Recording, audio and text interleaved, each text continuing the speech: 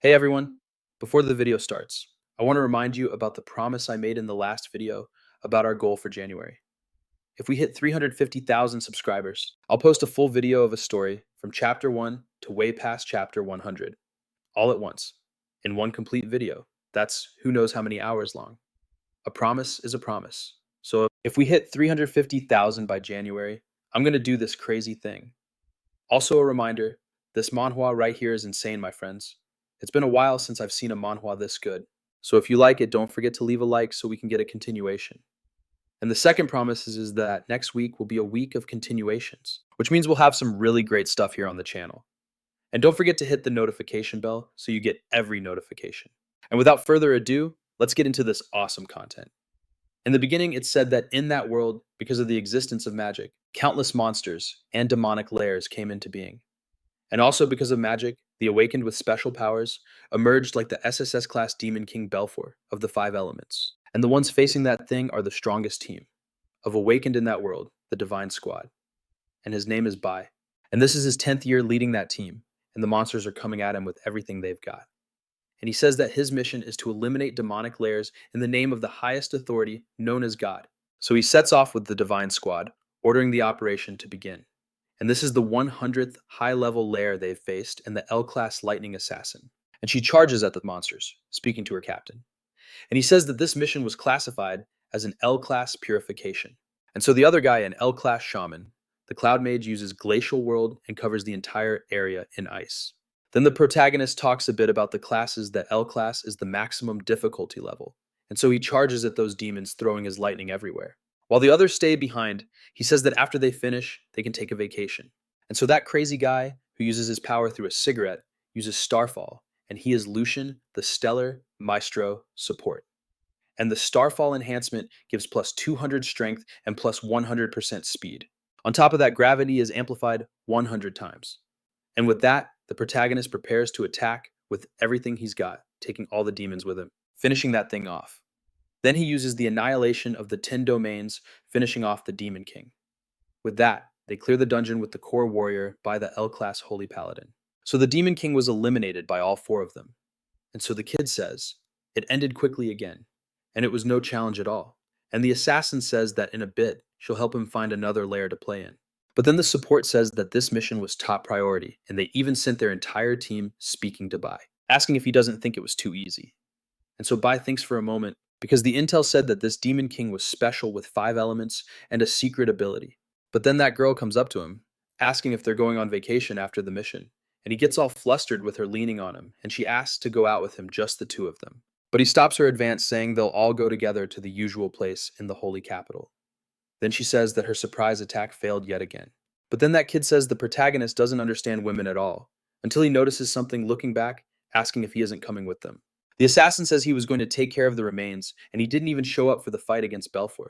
And the assassin says he always stalls, and you know how he is. And that kid says he's a master at slacking off when nothing's happening. And the one who stayed behind uses the purification mission, activating it back there. And with that, the kid is attacked and killed in front of the other 3.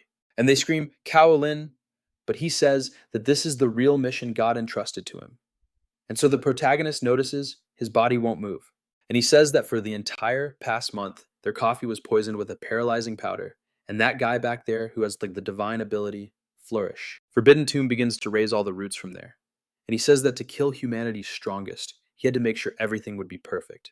And Bai asks what he's been doing, asking if he's crazy. And the assassin also asks what he's talking about. And the effect of his skill makes the enemy faint and lose all their defense for a while. And that guy says, this is God's will. The S-Class Purification mission is to eliminate the Divine Squad. So he calls over Riley and Lucan, restraining them to kill them, shredding them right in front of Ba. And seeing that, watching his comrades being killed, he's helpless and can only watch the scene, asking why he has to kill them. The Divine Squad never crossed the line, asking which god and with what right ordered this, and why would they do this to all of them. And so that guy kneels, speaking to the captain, saying that he's still too naive. And just like that, he disappears, going up to Bahia and shoving his hand into the boy's abdomen, saying that God wants them dead. And at this point, if he really needs a reason, finishing off the entire Divine Squad at once. But then he asks if they weren't comrades, because after more than 10 years together, they were practically a family. However, that assassin questions being his comrade and being a family, asking if he still doesn't get that he was the one who received this mission. And on the day they met, God was already moving the pieces. Then he says they were always just pawns killing Bahia and throwing him to the ground. He says he pretended all this time just to gain their trust. And in truth, he also found it quite disgusting. And so he aims his finger and finishes Bahia off with a bullet right in the middle of his head, leaving him completely dead right there. And he says to himself that on May 22nd, 125, the deaths of all members of the L-class purification mission were confirmed, and it was completed. He can finally take that vacation. But before all the life is extinguished from his body, Bahia still manages to move. And so he starts talking to a god who proposes a deal with the boy, and he appears in another place and wonders what this place is where he's tied up. Then the god speaks to him, appearing behind the protagonist in a form that looks more like the devil. So he looks back startled and asks if he's Belphegor, questioning if he hadn't died, and Belphegor pretty much scoffs at the boy because an R-class demon king wouldn't die that easily, and this is his spiritual space. Then he says that the entire kingdom of Na is his true life essence. But after explaining a bit, he says that's enough talk, and they should get straight to the point, saying that he can feel it. He's also full of hatred, so he wants to make a deal with the boy, and his secret skill is called Return of Life. It allows him to return to the past, giving him the chance to fix and change everything, asking if he doesn't want that. And so he remembers all his friends who died because of that traitor, remembering all the time he spent with them. And so he's seething with hatred for that psycho dread, recalling the horrible deaths all his friends suffered right in front of him. And he says he's going to kill that bastard, also saying he'll kill all those gods sitting on their thrones, and remembers when he was killed by that traitor. And at this, Belphegor is very pleased, saying that his answer doesn't surprise him. That's enough. He says he's going to give him a little extra help and tells him to consider it his welcome gift, imbuing his power into Bahia's heart. And he asks why he wants to make a deal with him and what the price is. And at this, Belphegor just starts to laugh, because he signed the contract without knowing the price it would cost. And with that, he returns to reality, with someone calling for Bahia, telling him to wake up. And that apparently is his teacher. I need to file a complaint with all Manhwa authors. Teachers aren't like that. Let's stop lying to everyone. The protagonist returns to the year 2105 in the Holy Kingdom of Rei, in the vassal country of Jiang, at the elementary school for the awakened. He's surprised that he really returned, noticing he's in a child's body. Surprised that he really went back to the time before his awakening. Elisa, the teacher, tells Bahia that it's enough with the joking around in class, but taking a nap on the day of the class change. He should go to the back and stand. And the protagonist is surprised to see teacher Huang in front of him and realizes he's back in his elementary school days. He really has regressed, wondering if it's because of Belphegor's power. But this is unbelievable, and seeing these classmates he hasn't seen in almost 20 years is incredible. Then she says she'll continue the class and that everyone needs to be fully focused now. Because in that world, there are 5 types of elemental powers, which are Lightning Flower, Cloud Core, and Stellar. And the protagonist knows this very well. And she says that each person can only have one type of element in their body, like her, for example, who possesses the rarest element, the Cloud element. And she says that depending on how the element fuses with the body, the powers are divided into 3 categories: combat, utility, and special. And with 5 types of elements combined with different functions, several distinct classes emerged. And the strongest guild in her school is made up of a stellar mage, a cloud warrior, a core bard, and a thunder assassin. And she says that they should already know, having stood out among billions of people as potential awakened, that they are already far above average, and since they were young, have always been surrounded by applause and flowers in the prime of their youth. But on that day, the challenge begins, as there are currently almost 100 known classes of the awakened, and the classes are divided into 4 qualities: dust, Firefly Abyss, and Celestial Light. Each of them only has one chance to awaken their class, and that afternoon, at the moment of decision, what they achieve will determine their place in the world from then on. And the protagonist pays close attention and notes the overwhelming nostalgia, saying that this was where he first awakened. And he even sees the nerd who has fallen beside him getting surprised, and a guy shows up talking to the kids, saying they're a bunch of losers who need help to awaken and still have the nerve to get in his way, stepping on the nerd's hand on the ground. And he asks if they think they're going to be amazing just because they're awakening now.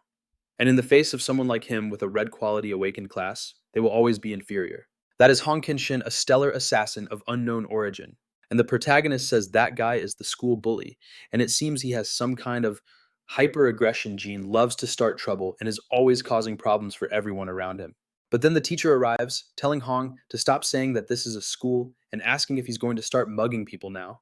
Then he turns around full of attitude to Professor Huang, saying it was the other kid who wasn't paying attention and bumped into him, and buying a drink for each of his boys is the least he can do, waving money in her face. And he asks her as if he were talking to some random woman if she wants to defend her student, because if she weren't hot, he would have already had her kicked out of the school. Then she ignores this and asks the student if he's okay, and those jerks leave laughing. Where do they think they're going, right? They say they'll let it slide out of consideration for the teacher. But looking down, the protagonist is there, staring at them, and the bully pulls the kid by the shoulder, shoving him out of his way, telling him to get lost and saying they'll come back later to see those kids embarrass themselves. But then the nerd starts apologizing to the teacher, saying it was all his fault. But she says he didn't do anything wrong. And the protagonist thinks that Professor Huang has a sharp tongue, but a soft heart, and she helped him a lot after he awakened in his past life. Then someone calls out to the teacher, saying it's her class's turn to enter the awakening room.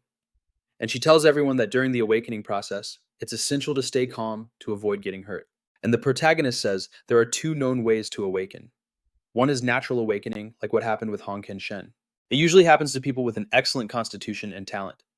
At some moment of extreme emotion, the awakening happens on its own. And the other way is through the awakening space room, a product of the intelligence of countless scientists.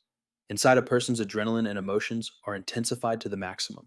This induces awakening among potential candidates, and one of them already gets the core mage class. And the protagonist laughs, says that each person can only awaken once, and it's random. And he comes out of there all happy because he got the blue class mage. Then the teacher says he did very well, telling him to rest as he must be exhausted. And the protagonist thinks that's why the class change is also seen as the only chance to change one's destiny. Then Bai is next, and she tells him to go in and pay attention. And no distractions, like in class, telling him to really concentrate. Saying it's fine because in his past life, he awakened as a core classer, a dust quality class, and was bullied a lot for it. But only later, upon reaching S rank, did he awaken the rarest form, and he thinks his body possesses the core element. So what class will he awaken this time? And so when he goes in, several other class cards start gathering around him, but then an error is detected in the awakening system. And the boy manages to release 5 elements at once and wonders what in the world is happening, because the heat in his body feels strange, and so the infinite awakening system is activated. And then the protagonist's status window becomes absurd with lightning flower and cloud elements, core and stellar with 0 out of a possible 10,000. And since his body possesses 5 types of elements, his initial class can be freely chosen with any element and profession.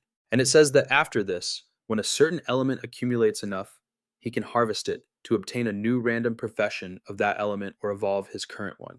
And the boy can't even believe it, wondering how this is possible with that accumulation of elements. So this means that not only can he choose his element and profession now, but he'll also be able to get another profession, including almost all qualities. Dust Firefly, Abyss Celestial, and all the rest. So he thinks that even that special quality profession is possible, and the system says that's exactly right. But only the initial profession can be chosen. The next ones will come randomly, and he remembers the Demon King helping him once again. And he remembers this is what was granted to him, thinking about the totally broken ability and the hack. He gained literally the power of infinite awakening. And the system says that after choosing his initial profession, all the elemental bars will be reset to 0. And so the protagonist really likes this choice grinning, just like the system, which tells him to choose carefully. Meanwhile, outside, people are asking why he's taking so long until he finally walks out, calm and composed. And the teacher asks what profession he awakened, and the protagonist apologizes, saying it's going to be a disappointment, saying that he awakened as a core warrior, the worst profession and of green quality. And so she gets frustrated, but says that it's okay, because even green quality professions have produced incredible people, and if he doesn't give up, the world won't abandon him. But he tells her she doesn't need to console him. However, she says she knows it must feel terrible and tells him to go rest, since awakening is quite tiring, until someone starts laughing and it's that same jerk from before, mocking her by saying, just work hard and the world will reward you. But he keeps laughing his head off at the teacher because he thought she was a serious person. However, this useless motivational speech is just ridiculous. And he tells the teacher that she knows the truth. Reality is nothing like that. And dust quality means he's hit rock bottom. He says that's just how this world is, and even the gods handpick their favorites. They only choose the strong and the weak, only exist to be stepped on. But the protagonist, upon hearing the mention of gods, gets extremely pissed off. And the teacher asks why he's there again. He just says that she knows why. Dust quality means he'll be stuck in the gutter forever, questioning why it has to be this way. And he says it's because that's society. No strength, no background. No future, always in the dumps, abandoned by justice. And the strong get the best resources and just keep getting stronger. And the moment someone from a dust class awakens, his fate is sealed and he becomes trash among the awakened. And he scoffs at the idea of changing your life through effort, about being some kind of dust class genius, asking if he really believes in that crap. It's just like birth, your destiny is already set in stone. And this school for the awakened, isn't it a joke teacher? Once again, he disses her full of arrogance and says she's a firefly class. So she should just keep her mouth shut and be another piece of dead weight at the school. He says that anyone from the dust class should just go home and stop wasting public resources, grabbing a cup to throw at the protagonist's head. But he simply catches the cup from underneath and crushes it right near that idiot's face. Then the jerk asks what he thinks he's doing, and the protagonist just says he's been spouting nonstop bullshit. The jerk gets fired up by this, wanting to attack the kid with everything he's got, cursing him out. But as he tries to attack, the teacher attempts to stop that psycho, but he gets close enough to hit the protagonist's face. But then he also summons something using his mana, and using a block with a sword and a shield stops that sucker's attack.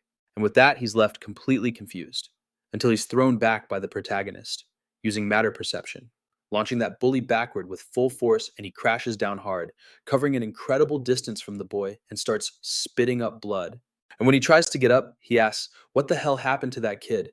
And everyone wonders what that was and how he did it, besides what's going on. And the protagonist says that this was the class he chose, Necro Warrior, and it already comes with a light sword with 20 attack and 20 dodge. He says he's just used to it, and that's all.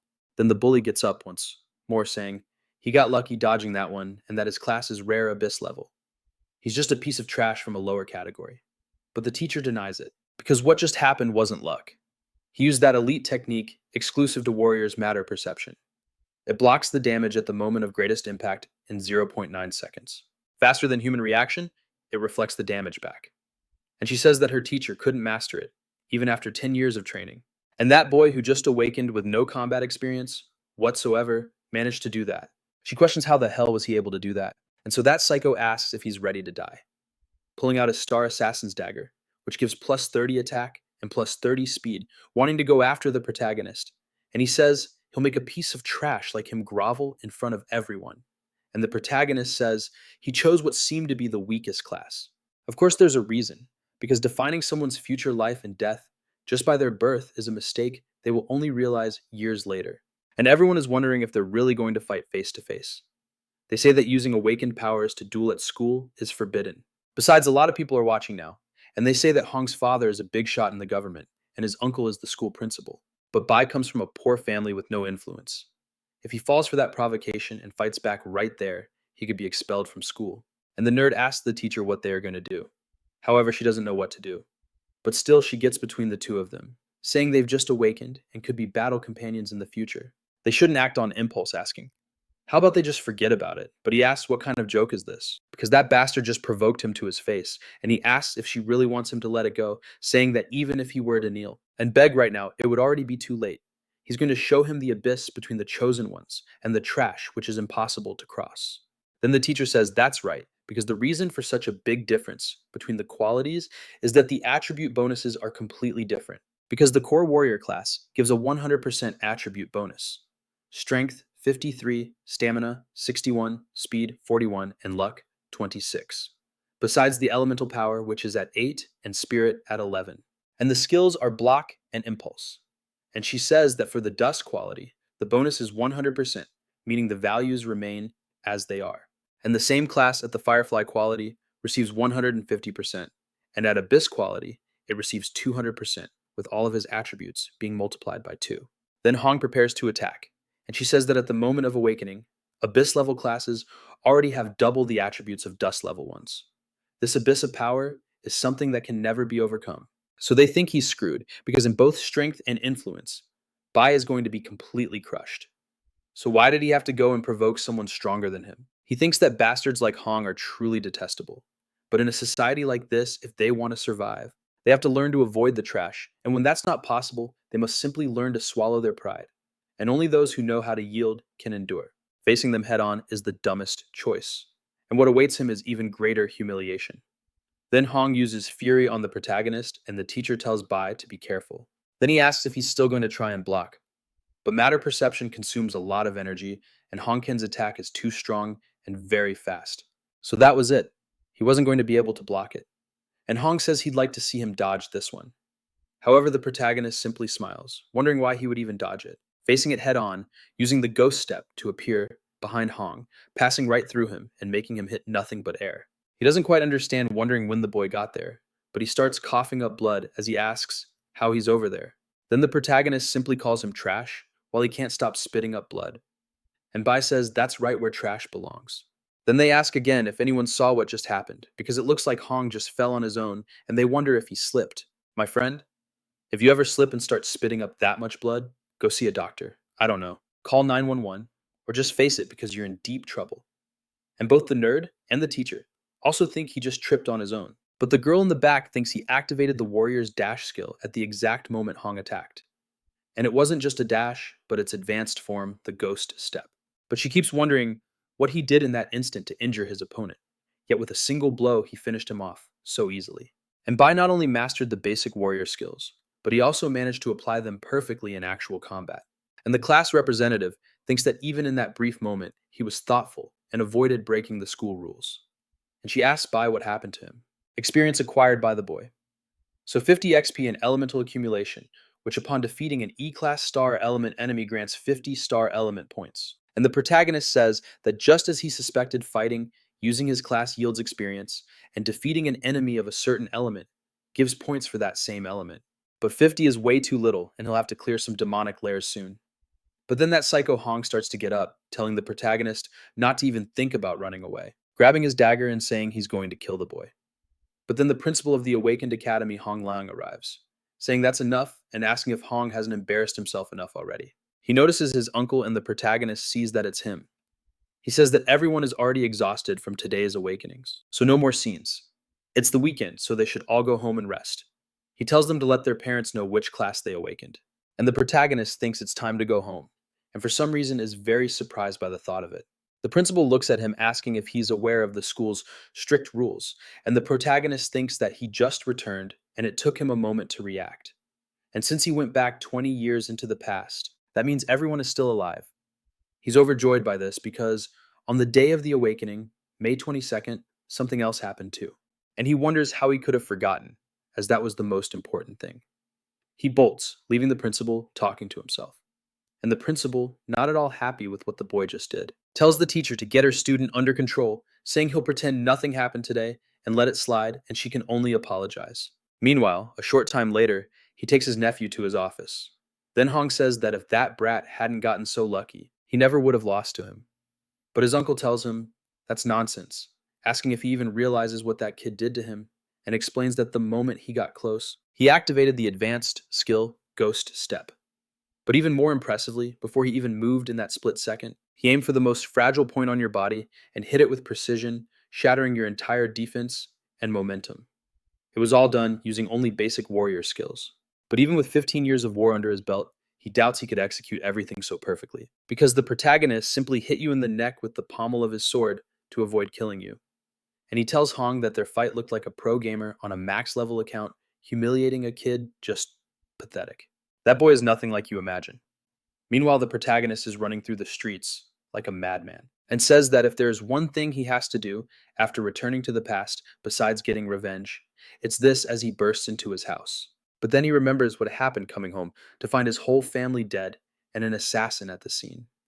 And when he gets there, he thinks that even if it kills him, he has to stop what's about to happen. And so in May of 2105 at 6:07, the protagonist's father and his wife were at home living their normal daily life, and the protagonist arrives. But they find it strange that he's already back, and say that he left class very early today, and his mother sees him through the window, and he's moved to see her, and says it's good that she's still alive. As he gets closer to her, she starts using sign language, saying she made his favorite spicy noodles. He almost cries seeing this, saying he wants to eat fish. So she asks if tomorrow is okay, since she prepared spicy noodles, and they're going to eat that today. And the protagonist agrees, saying he's very hungry today. And so she says he's hopeless and goes to get something. But then he says he'll go with her. However, his father says his mother can go alone, asking what's wrong with him, since he comes home and doesn't even greet his father. Asking if today isn't the day of awakening, and talks to him. Asking him to share the good news, grabbing a beer. and he's a C-Class Lightning Warrior with a 400% attribute bonus. As soon as I laid eyes on him, I already had a bad feeling and I didn't want to believe it. I didn't want to believe it, but the bad feeling ended up coming true. Then he says he came home from work early just to celebrate with him. But the protagonist says it's a shame because he didn't awaken today. And he says that the weather wasn't good that day, and the awakening process took too long, and they didn't even get a chance to do it. But then his father asks why he came back so early, because the great Lei's son awakened with a Firefly quality class, and like father, like son, two useless bums. And as his son, the least he could do was awaken an Abyss quality. And back in his day with no support at all, he awakened with Abyss, and he works his ass off to support him and put everything he had into the boy. So he demands he tell him what his profession is getting in his own son's face, trying to intimidate him. But the protagonist repeats that he hasn't awakened yet, but his father smashes the beer bottle on the boy's head, saying he's a dust class, because he pretends to study so diligently at school, and awakens a trashy dust quality profession, asking if he wants to embarrass him. And the protagonist says that guy is his father, an awakened one. He's a violent man who can't control his emotions, and you can really see that, as he kicks the protagonist in the face, sending him flying. He says it's been so long that he almost forgot what happened on the day of his awakening. Because on May 22nd, 2005, in his past life, when he found out he was a dust quality awakened, he thought it was shameful. So he started beating him, and his mother stepped in front of him to protect him as always. And back then, he was too weak and cowardly. So he beat his mother for a whole hour until he calmed down. That day her leg was broken, she took a blow to the head, and since then she was left with mental trauma, and that's why he suffered until now. But now the protagonist says that he has awakened as an E-class core warrior, and chose this profession because of a special advantage, but he'll still have to wait a bit to use it, and his father tells him to get up, ready to keep beating the boy. And the protagonist thinks that he's a C-class Abyss quality professional, completely different from Hong Chen from school. He has real combat experience, and his father says he was completely mistaken, while the protagonist thinks that right now, he has no way of defeating him. Then he says he should have never let his mother give birth to the boy. And the protagonist says that today, he was home early, waiting for him, and won't stop until he gets what he wants. So he has to get his mother out of there, because he at least managed to get her to leave. But then she comes back, seeing what's happening, and drops the noodles on the floor while she's shocked to see the father beating his son. But the protagonist asks why she came back so soon, wondering if she rushed back just for him. And she thought he couldn't go hungry at home and hurried to come back. And the father is surprised she's back early, and that psycho gets close to her, saying she's about to see the kind of trash she gave birth to. Man, it's hard to get angry, but I'm furious with this guy. Then the MC remembers when he was doing time in prison, and his cellmate tells him he heard he was the first to advance from a green class. And normally a class can only enter the advancement stage if it's at least a blue class. He questions how he advanced so early, and on top of that went straight from a green class to the extremely rare platinum class, asking why he was arrested, saying this place is only for death row inmates. And the MC says he deserved it, questioning how he could hit his mother like that. And in that moment, he's witnessing it all over again, attacking his father, but he just flicks his hand, sending the boy flying. And the MC falls injured while thinking that experienced awakeners, even without using skill, are much stronger than ordinary people, and normal people can't take a punch like that.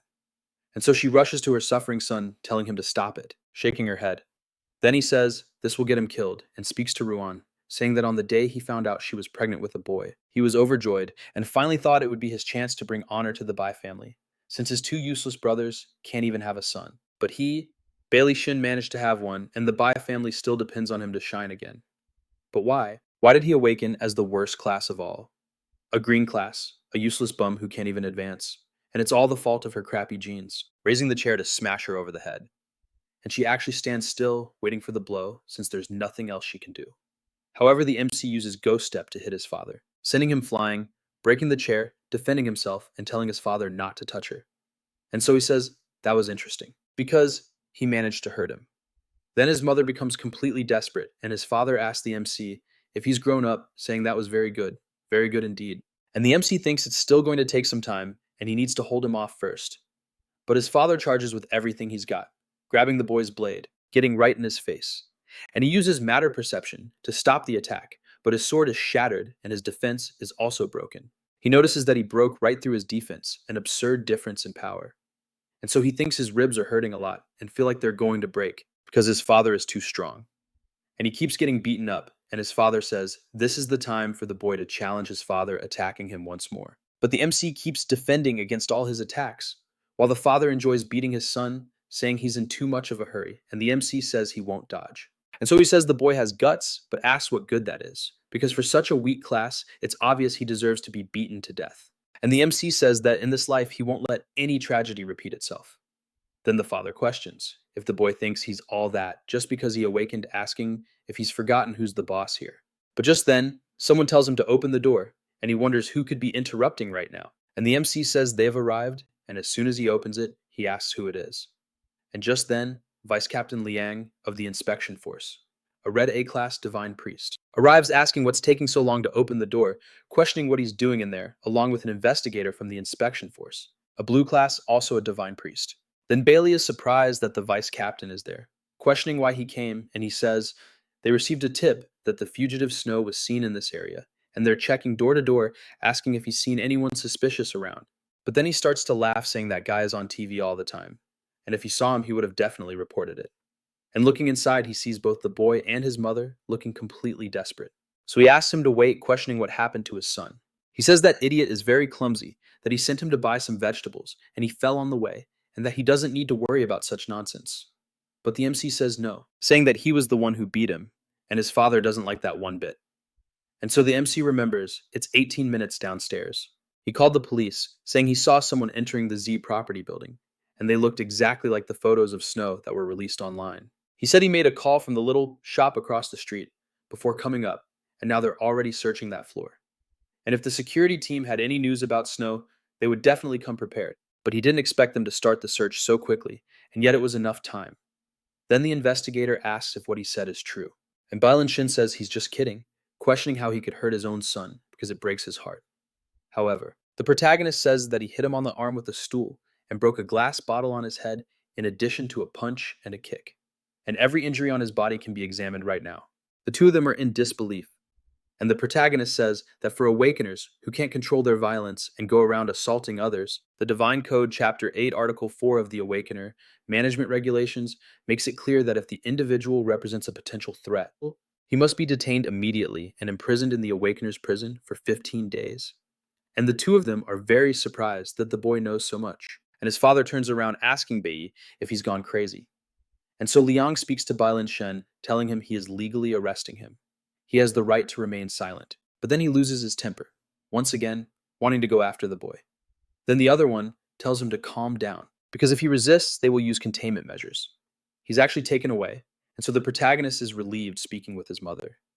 And she just grabs him, giving him a hug, and he says, everything is okay, thinking that this time he protected his mother, but he only has 15 days. He tells her not to worry, because this will be the last time. And he thinks he has enough time to get stronger.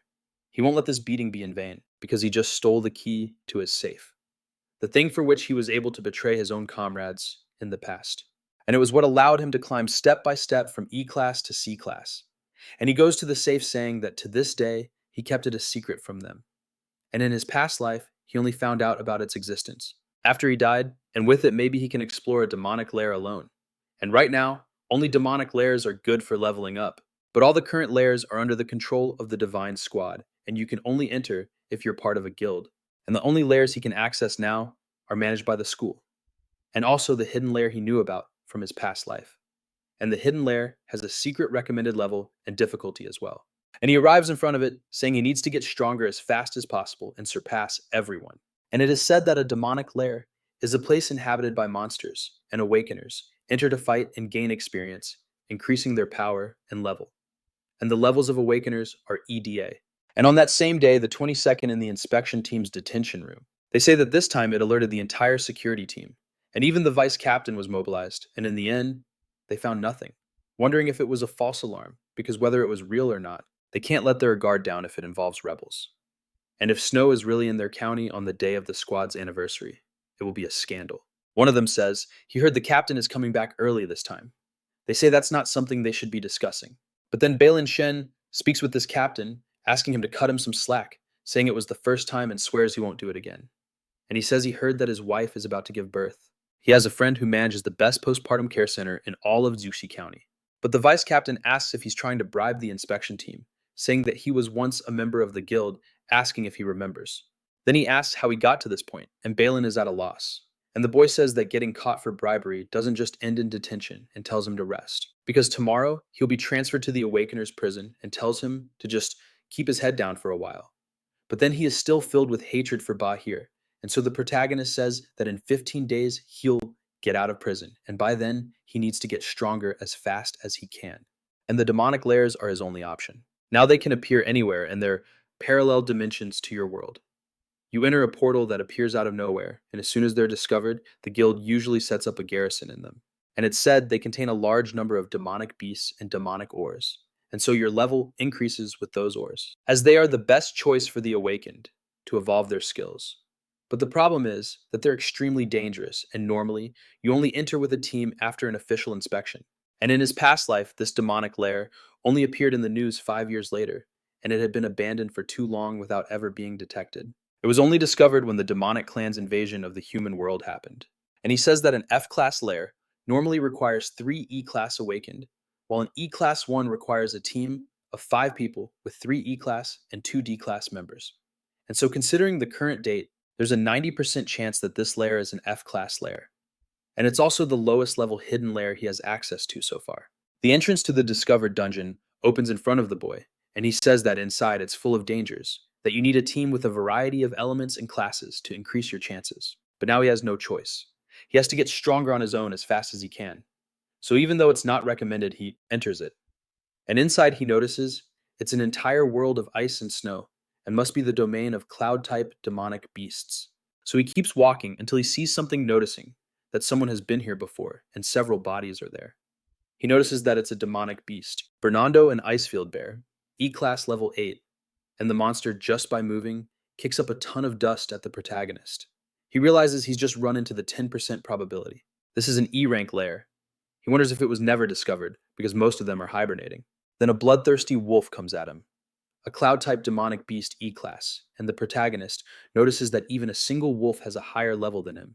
And the wolf tries to bite him, but the boy dodges, appearing to the side, preparing to attack. But the wolf lunges again. He needs to stop the creature's bite, throwing it to the side. Then the wolf stops. It watches for a moment, and the protagonist goes at it again, slicing the creature in half, managing to kill it.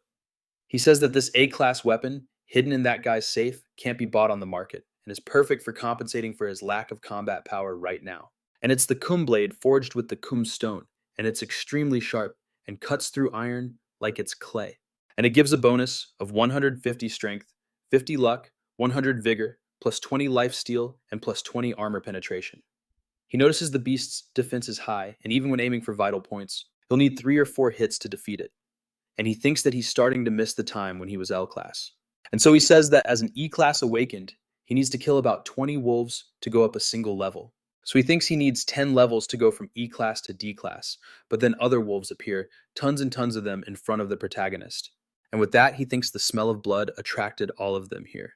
They're about to start a group attack, and the boy starts to prepare for the worst. And with the wolves advancing on him, the protagonist also charges forward, landing a critical vital hit on one of them. But the others keep dodging as the boy tries to kill them, but he counterattacks, finishing off several of them as he cuts through their ranks. Then he delivers the final blow to most of them, and manages to defeat several at once, making his way through the entire wolf pack, reaching the bloodthirsty Wolf King level 4 E rank. And he notices only the king is left, and they stand face to face, charging at the creature, cutting it all over its body, and managing to kill it, gaining 56 XP for it, and obtaining a Snow Wolf Diamond. And he thinks that with this, he'll go straight up to D rank, and his experience level evolves. Then he levels up to level 2 and gets 12 attribute points, asking him to distribute them. But as he sees the pop-ups, he gets frustrated because he only killed 20 wolves, and he's already exhausted. And an E-rank body really has low stamina. He needs to get a dimensional backpack, or he'll have to abandon a lot of the drops.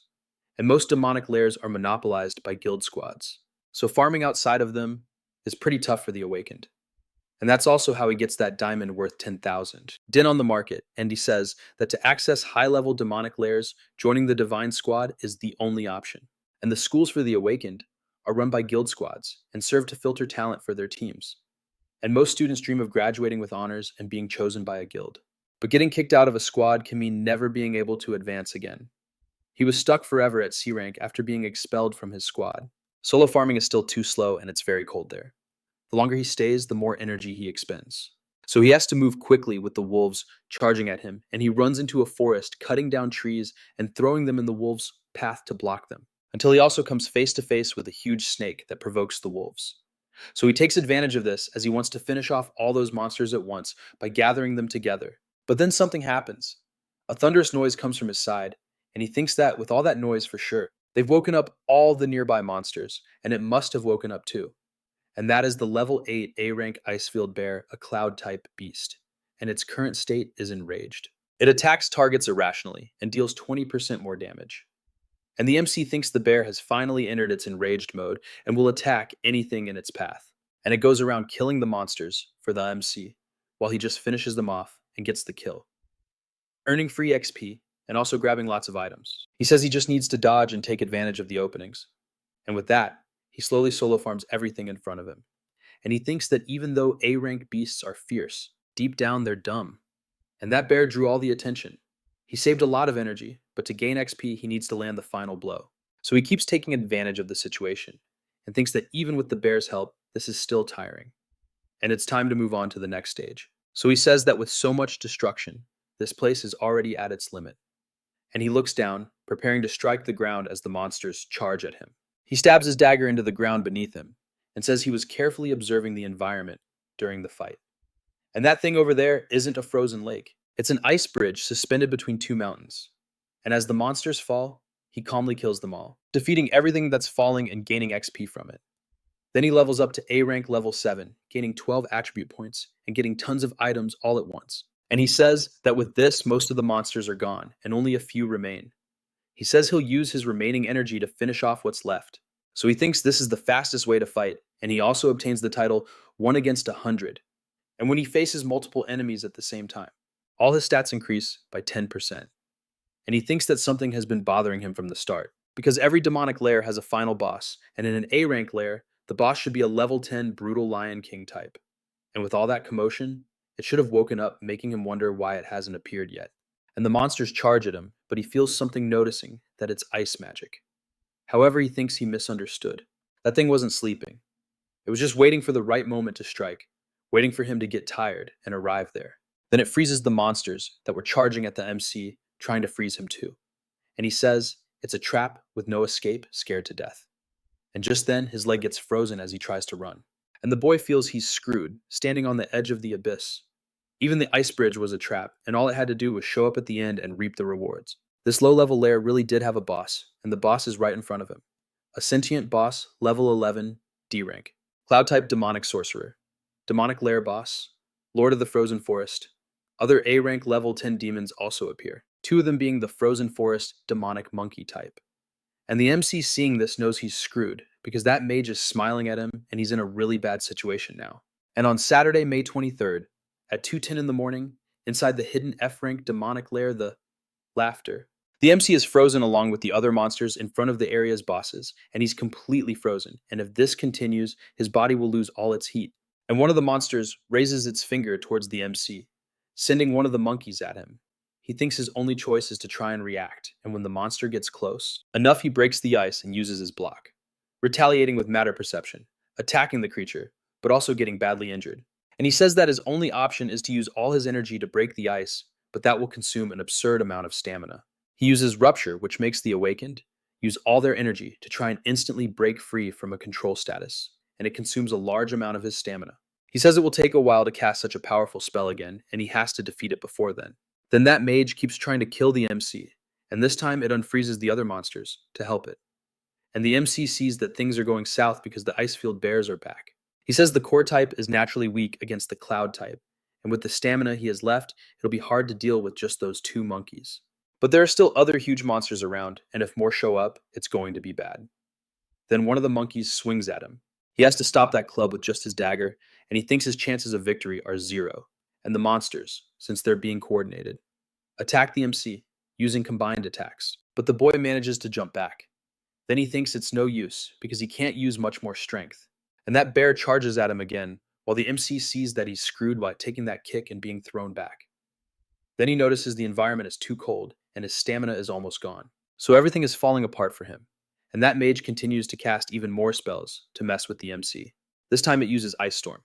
And Bai is surprised that its skill's cooldown is so fast, but he ends up noticing something. Because in his past life, he faced all sorts of difficult situations. And through those repeated challenges, he developed a perception for recognizing opportunities. But now he only has two options. The first option is to stay there and keep fighting even with his stamina at its limit. And even if he endures all the damage and continues to face several high-level demonic beasts, his chance of survival is still zero. And the second option he has is to simply turn and run. But then the mage freezes the boy's legs. But since he was already in the air, he still manages to fall escaping from those monsters. As he falls towards the ground, he starts preparing to use his magic to undo the ice. And at his house, his mother is unworried, thinking the boy is just sleeping in because it's the weekend. But upon entering his room, she gets a shock because the bed is empty and he only left a note. And she goes to the note thinking something is strange because if he had really gone to a friend's house, he would have told her directly and wouldn't have needed to leave a note. Then she thinks about her little one, wondering what's happening to him. Because ever since he came home the day before, he seems like a different person, wondering why she has this bad feeling. Meanwhile, the MC deep in the dungeon thinks that when the ice bridge broke, almost 100 demonic beasts fell. But he remembers that at that moment he only went up 3 levels. This means that about 60 beasts were eliminated. In other words, 40 demonic beasts survived at the bottom of the cliff, and there must be a river. So the second option was his only chance to survive, but breaking the ice again still consumed almost all of his stamina. He starts getting several status effects, hypothermia bleeding, and also the weakened status. And he says that on top of that, falling into a river from that height caused a lot of damage to his body, wondering if he has reached his limit. And just then the monster comes towards him, ready to eat the MC. And this one is the Glacial Lord, a cloud-type beast level 9. And the MC is in the worst possible situation, but then he starts to remember his past, and they talk to the kid. He came back and didn't even call him for a drink, and that female assassin also talks to Bai, asking him for a hug. The little boy speaks to him too, asking how about they sneak out at night and eat some rice with liver.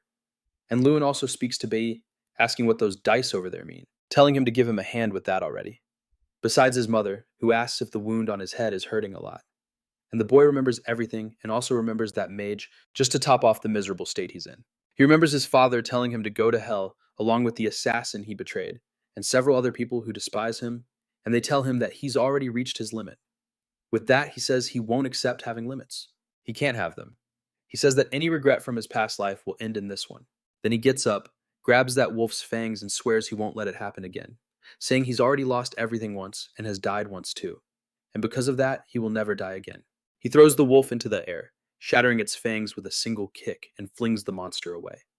With that, he gets back on his feet, summoning a new aura around his body. He reveals that only in a life or death situation can one force a class advancement. So he really does advance. He says that entering a demonic den alone, luring monsters, and throwing himself off a cliff would surely make him evolve.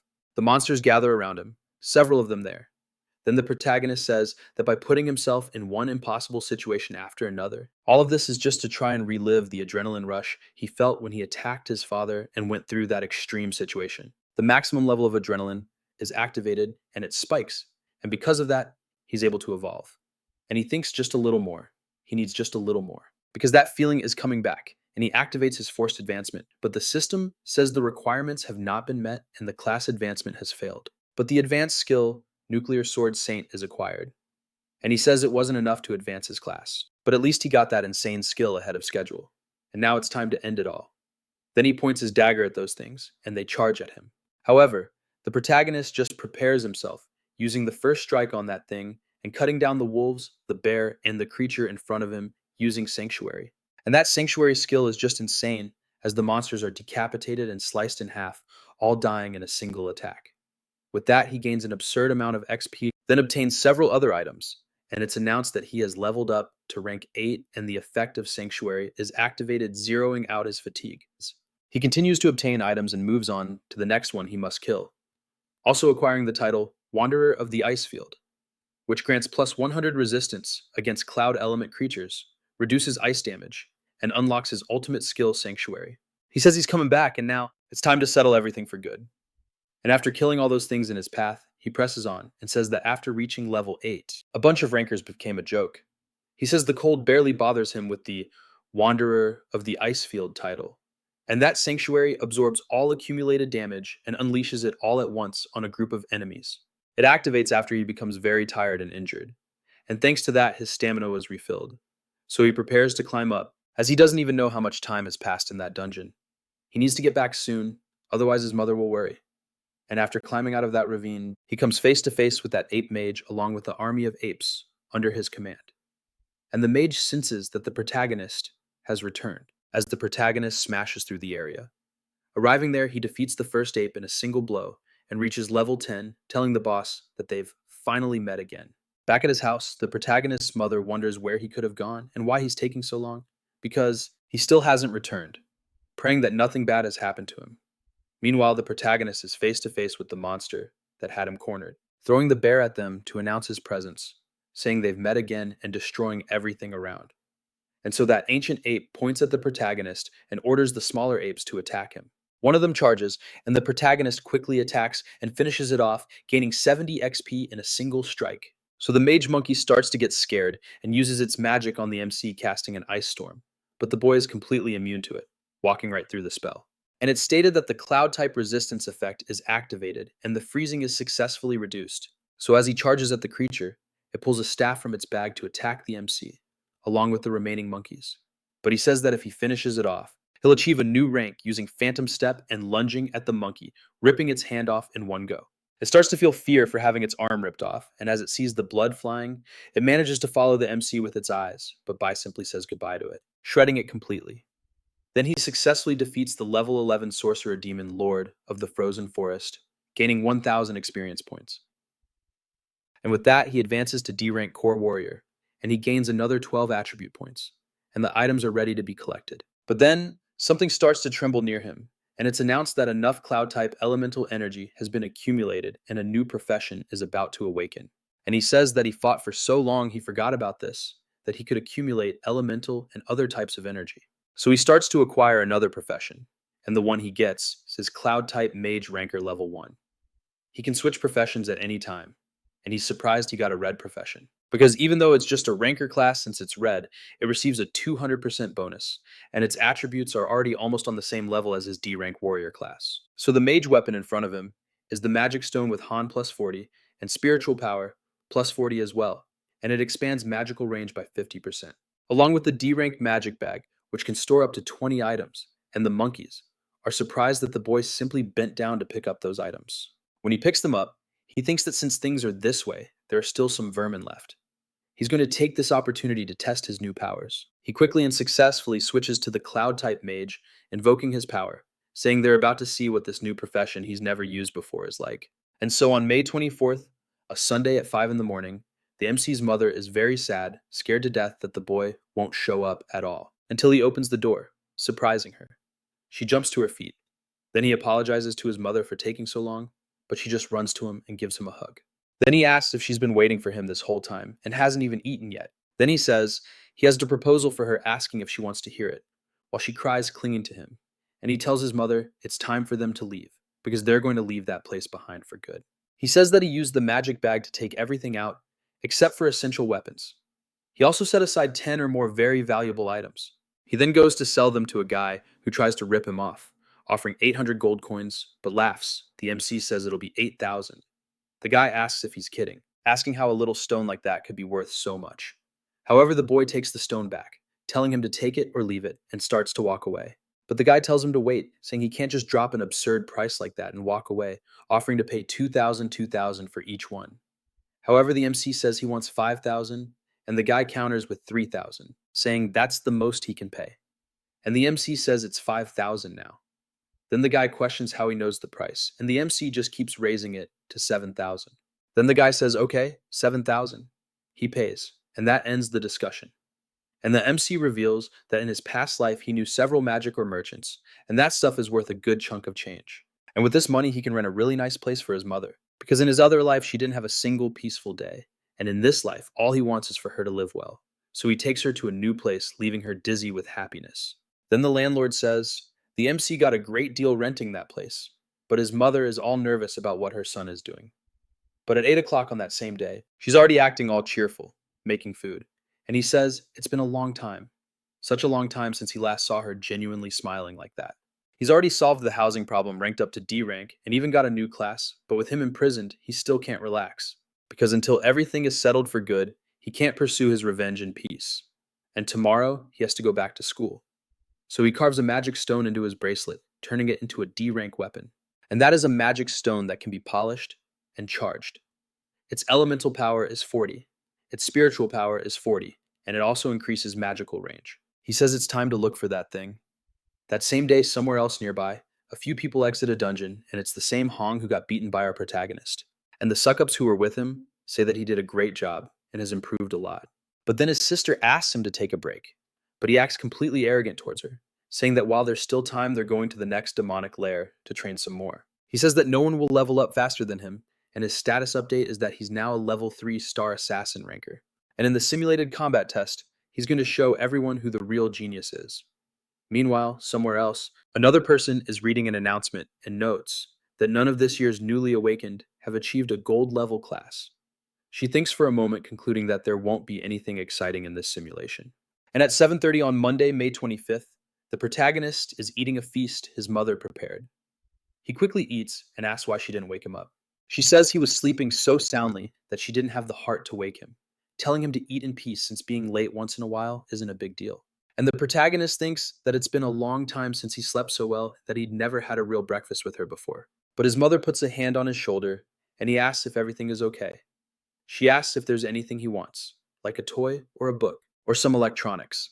He's surprised that his mother wants to give him a gift out of the blue, asking what's going on. And she tells him that next Friday is his birthday. He finally remembers and realizes that July 5th is indeed his birthday, as he had forgotten about it a long time ago. After all, in his past life, after his mother died, no one celebrated his birthday anymore, so he eventually forgot the date, wondering if there's anything he truly wants. But what does he want most? He says that he already has what he wanted most. Then he says it's time to move on to the next objective, becoming completely serious and saying he's going to finish him that traitor. And with that, at the school for the awakened, a teacher addresses all the candidates, saying he hopes they rested well over the weekend, and that the time has come to begin the hellish training for the simulated combat. Everyone there should know the importance of the simulated combat. He explains that their school for the awakened is directly subordinate to the Divine Guild, and the Divine Guild will be watching their every move. The simulated combat is the very first stage where everyone makes their debut after awakening. This battle will be their final high school evaluation, and yes, it will be broadcast live. Most importantly, whoever performs the best in this fight will earn the chance to participate in the training journey alongside the advanced high school students. The training journey is the fastest way to get closer to the Divine Guild. The school gathers the best middle and high school students to travel to the Holy Land. At the Divine Guild's headquarters, the protagonist thinks about everything the teacher said, realizing that's where he met his master, and also where that guy was born. But that guy and his master never met. He only joined the Divine Squad after the protagonist did. And if he wants to find him, excelling in this evaluation and joining the training journey is the fastest way. But then one of the students mentions that the simulated combat is on Friday. He's really nervous about it. And a nerdy student asks if he heard they're going to enter a demonic lair for the test, wondering if they can actually handle it. But then the teacher announces that they're starting the official training, and the first phase is physical conditioning in the gravity room. Everyone starts with 10 sets of zigzag runs, and they all get excited, but our protagonist couldn't care less. So he tells the teacher he doesn't want to use this training room, and everyone stares. The teacher who is talking with Bahia says he heard about the protagonist's run-in with Hong Ken over the weekend, but tells the kid not to think that just because he's a red class professional, he can afford to skip training. However, the protagonist says he wants to do more specific training, and the teacher is shocked by this, asking what he means and if he's implying there's something wrong with his current training method. And he says that physical conditioning is important for almost all awakened ones. So there's nothing wrong with using the gravity room, but the shuttle run only benefits classes that need speed and coordination, like warriors and assassins, and it's not something necessary for everyone. And mages and summoners, for example, benefit more from the elemental room, training their control over elemental power. In fact, depending on each person's attributes and habits, the focus of the training also changes. And the teacher whose ego was shattered asks if he's telling him how to do his job. And the class representative recognizes that this method he described is the same one that instructor Don Yun of the Divine Squad suggested. But Mr. Doyen only mentioned this recently. If her father hadn't shown her that video, even she wouldn't have known. And who would have thought that Bahi would have the same idea as him? And so the nerd talks to Bahi, saying that even if he has his own ideas, he could at least consider the teacher's side a little, since he's the most respected trainer in the school, and he just went and said it so bluntly. But then the teacher talks to Bahi saying that this training method he mentioned actually seems interesting, and that it was his mistake not to have detailed it properly. But with so many people at the school, it's difficult to adapt everyone's training in a short amount of time. And to be blunt, the simulated combat is basically the school's final graduation presentation. And if they do poorly, it could ruin a student's future. And as a teacher, deciding between choosing a student's future or letting them choose for themselves is a huge dilemma. Look, I have to say here that I was a total jerk to the teacher, and I'm taking it back. I said his ego was hurt, but the dude is way more sensible than I thought. Sorry, Professor, you're awesome. Then the protagonist says that in his past life, even though he came from a terrible family, he was lucky to find good teachers who helped him grow without becoming a bitter person. So the teacher asked him to trust him because he won't disappoint in the graduation presentation. So the teacher asks him to say how he wants to train, mentioning that he awakened as a nuclear warrior. However, the protagonist asks if they can set the elemental suppression in the elemental room to the maximum level, and they are very surprised by this. And the protagonist makes up an excuse saying he may be a warrior, but he wants to balance his abilities and improve his weaknesses. And the protagonist says he can't just tell everyone that he wants to train a different class. Then the representative says she also wants to train her elemental power control, especially since she's a mage. So he tells them to do as they wish, telling them just not to embarrass themselves in the final evaluation. And so she tells Bahi they'll train together, but he says no, saying he's going to an individual room. But she asks if it isn't faster to train with someone, then asks if he's rejecting her, and he doesn't even answer. She says that now he's motivated her. Meanwhile, the nerd says he's already at the bottom of the ranks anyway, and maybe he can find a little corner to slack off. But the teacher makes him train, and the protagonist inside says he has a lot of experience as a warrior, but as a mage, he's still a beginner, and he has to master it as soon as possible. And he needs to keep his ace up his sleeve hidden, and no one can know that he can awaken other classes. And the school is under the jurisdiction of the gods, and they are watching the student's every move, so exposing himself too early could turn him into a target. And as for these classmates, he can't let his guard down. And the girl on the other side thinks about Bahi saying she can't let him surpass her, while the protagonist himself thinks it's better not to get involved with them. And so after class, he gets on his little bike and leaves. But then the other two boys who are friendly with him ask Bahi to wait, and he's annoyed that they caught up. Then they tell him to stop walking so fast. The MC says that in his past life, these two were his best friends in school, and they always hung out together after class because they were seen as trash and got bullied. So he remembers it well, and he says it was the only happy period he had in middle school. But he says that in this life, his goal is revenge, and meaningless friendships will only slow him down. And besides that, the one with glasses has a problem. The MC knows all too well. Then the other kid asks what's going on with Bahia, since he went off alone again, just like during the break, and questions their pact to be the Iron Triangle. And the nerd asks his friend if he doesn't think he's gotten stronger, because after awakening, he seems much more confident. He questions why someone who's learned to ride a bike would wait for someone who's still walking. But then the MC stops and tells the boy with glasses that when he has some time, he should get his lungs checked. And his friend asks about this, and the other one says he knew he would wait, but the MC says no, stating that they can't keep up with him, leaving the two of them behind. And the boy says that if he weren't out of energy, he'd go after him. But the nerd holds him back, saying he only did 6 sets. He retorts that he's talking as if he'd done more. And the MC recalls that in his past life during high school, the one with glasses was diagnosed with a lung disease, and he dropped out of school because of it and died a short time later.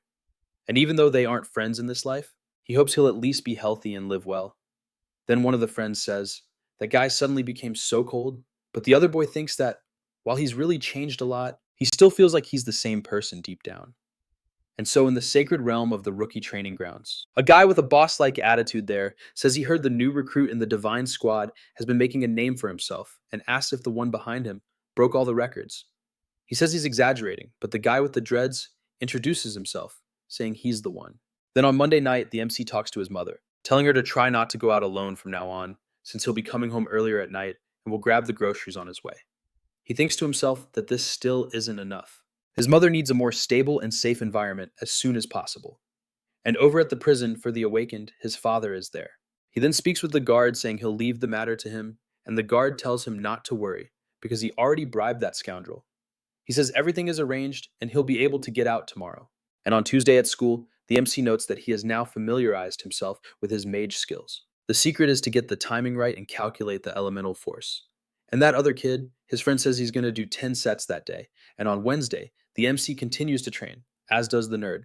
At that point, they approach Bahia, asking if he wants to have dinner with them, but he says no, saying he needs to go home today as well. And they get totally bummed out by how cold he's being.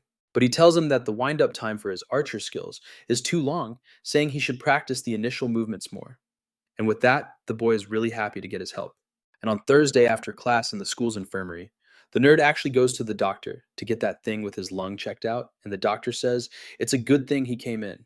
This type of parasitic lung cancer develops very quickly once it starts growing, and he says he needs to schedule a surgery at a decent hospital right away. Other than that, he'll be fine.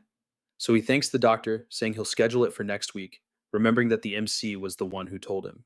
He says that if he hadn't ended up missing the physical exam at school, he never would have even thought about getting a lung exam, wondering how Bahia knew and what happened to him. As he's leaving, he overhears some people saying that Kennen cheated again, and that he's already ranked up to E4 and is going to end up in first place in the evaluation. Then the guy in the wheelchair asks how he managed that, asking if you don't have to go into a dungeon to level up. And the bald kid asks if he doesn't know that his family owns a private dungeon that's used exclusively for training the family's private army. And he asks if the others remember that guy who provoked him over the weekend, saying he's planning to teach that guy a lesson after school. Then they say they knew it, because with his temper, there was no way he'd stay quiet after being humiliated like that. And this time, he even brought weapons, and since it's outside of school, he's probably thinking of killing him. And the nerd runs to try and warn the protagonist as soon as possible about the dirty plan Hong is plotting. So the nerd takes off running, saying they knew they shouldn't have messed with that bastard. He needs to help Bahia, because outside of school, he's definitely going to try something. He might even gather a bunch of people to beat the kid up, but he wonders what good it would do if he went, since he's just a green bard and doesn't even have an attack skill. Maybe Bahia can handle him alone. He also has no reason to go and face Hong after all when he comes across people like that. His rule is to stay far away. But then he remembers that Bahia saved him and was the one who gave him his life back. And even if he dies, he needs to save his brother. So he grabs a weapon, telling Bahia to wait for him. But then she questioned why he broke into the armory as the class representative walked in, and she asks what happened and why he's in such a hurry. He says he needs to go save Bahia, and she doesn't quite understand. But meanwhile, our protagonist is riding his little bike down a completely weird alley. But he was already aware that someone was maliciously tailing him, telling that person to come out, saying he's been following him since he left school, asking what he wants. Then Hong comes out, saying he's there to settle the score from last weekend. Of course. Then he asks if he thinks he can beat him now. He says of course, because he's been training this whole time for this exact moment. He uses backstab, which quickly teleports him behind the target to land a blow, but the protagonist summons his dagger, attacking him with everything he's got. He notices that his power is actually much greater than his own, wondering how that's possible. And the protagonist asks if he thinks he's the only one who got stronger, changing his grip on his dagger and attacking the boy. And just like that, Hong finally understood something he didn't realize in their first fight, when the protagonist grabbed his neck and stuck his dagger right next to his ear. And he says that in that moment, after countless hours of training and evolution, he finally realized that even though they were the same age, the person in front of him was someone he could never surpass. Hold on. Wait a minute. What do you mean, same age? This kid has to be close to 30 years old. What is this, people? The protagonist must be around 12 years old. The kid is old as hell. He's huge. Something's up. You're cheating, huh? You're cheating. If he gets caught, he'll be banned from the tournament.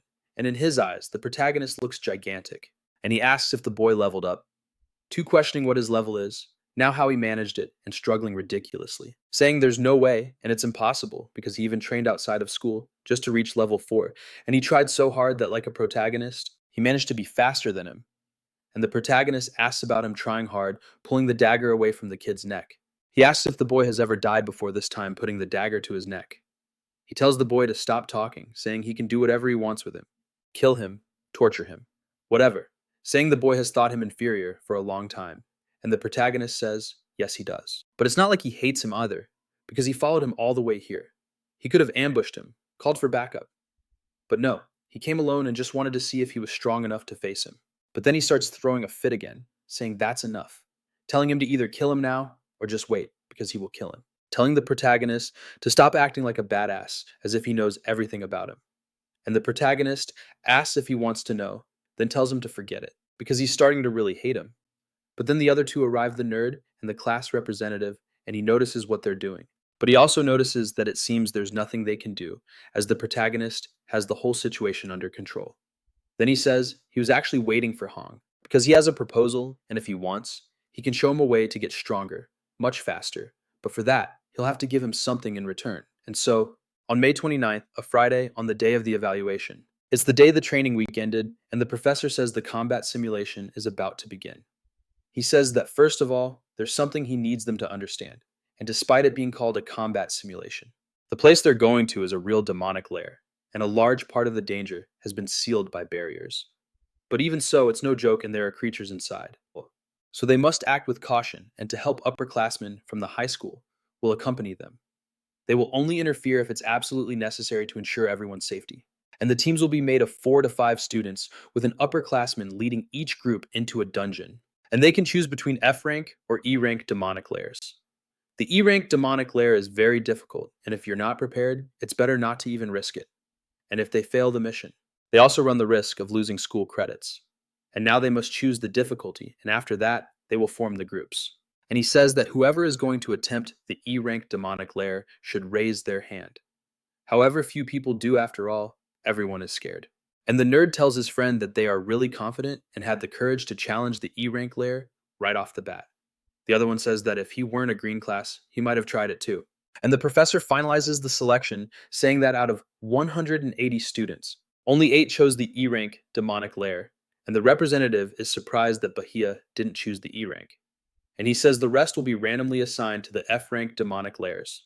But Bahia interrupts the professor, asking for a second, saying he wants to challenge the school's D rank spiritual demonic lair, and everyone once again is extremely surprised by the boy. And the professor makes a face while everyone is very surprised, including Hong. Then the professor asks what kind of crazy idea is this? What kind of rookie starts by going straight for a D rank lair? And the director says no, stating that D rank lairs are far too dangerous. Normally only upperclassmen who have already reached D rank or higher go into them. However, the protagonist says that the school handbook doesn't say anywhere that it's forbidden to challenge a high rank lair. And the rule of the combat simulation is that each person chooses whatever rank they want, and the school's focus is to find outstanding talents for the Divine Squad. And what defines that talent is courage, strength, a sense of responsibility, and mastery. He speaks to the director, saying he wouldn't want to take away his chance to prove his worth. But the director says that to enter the lairs, you have to go in a team. And the protagonist says he can handle it alone, but he's told those are the school rules, and no one enters alone. And so the representative says she'll also choose the D rank lair, completely believing in him. They are surprised by Tien asking if she's gone crazy, and if something happens to her, what will he tell her father? And she says she also wants to get the highest grade, and she just wants to try. And he gets pissed off about it. And the protagonist sees that she's just going along with him, and refuses, saying he will challenge the lair alone, which crushes the girl. But then she's shocked that he's rejecting her again, and the professor says that refusing is not an option for him. And so the director gets annoyed, that it's one after another, doing something crazy, and says, it hasn't even been a week since they awakened, and they're already getting full of themselves. Then the professor says that in that case, it will be just the 2 of them in the D rank instance, and he highly doubts any upperclassman would agree to take that risk with them. But then one of them raises his hand, saying that someone has to look after the country's future rising stars. And the professor, seeing that it's Zilling who wants to go, agrees, since him going with them makes him feel more at ease. And she is surprised that the upperclassman Zilling wants to go, because they say he almost got into the school's guild. And the protagonist, looking at this Zelling guy, doesn't even know who he is, having never heard of him.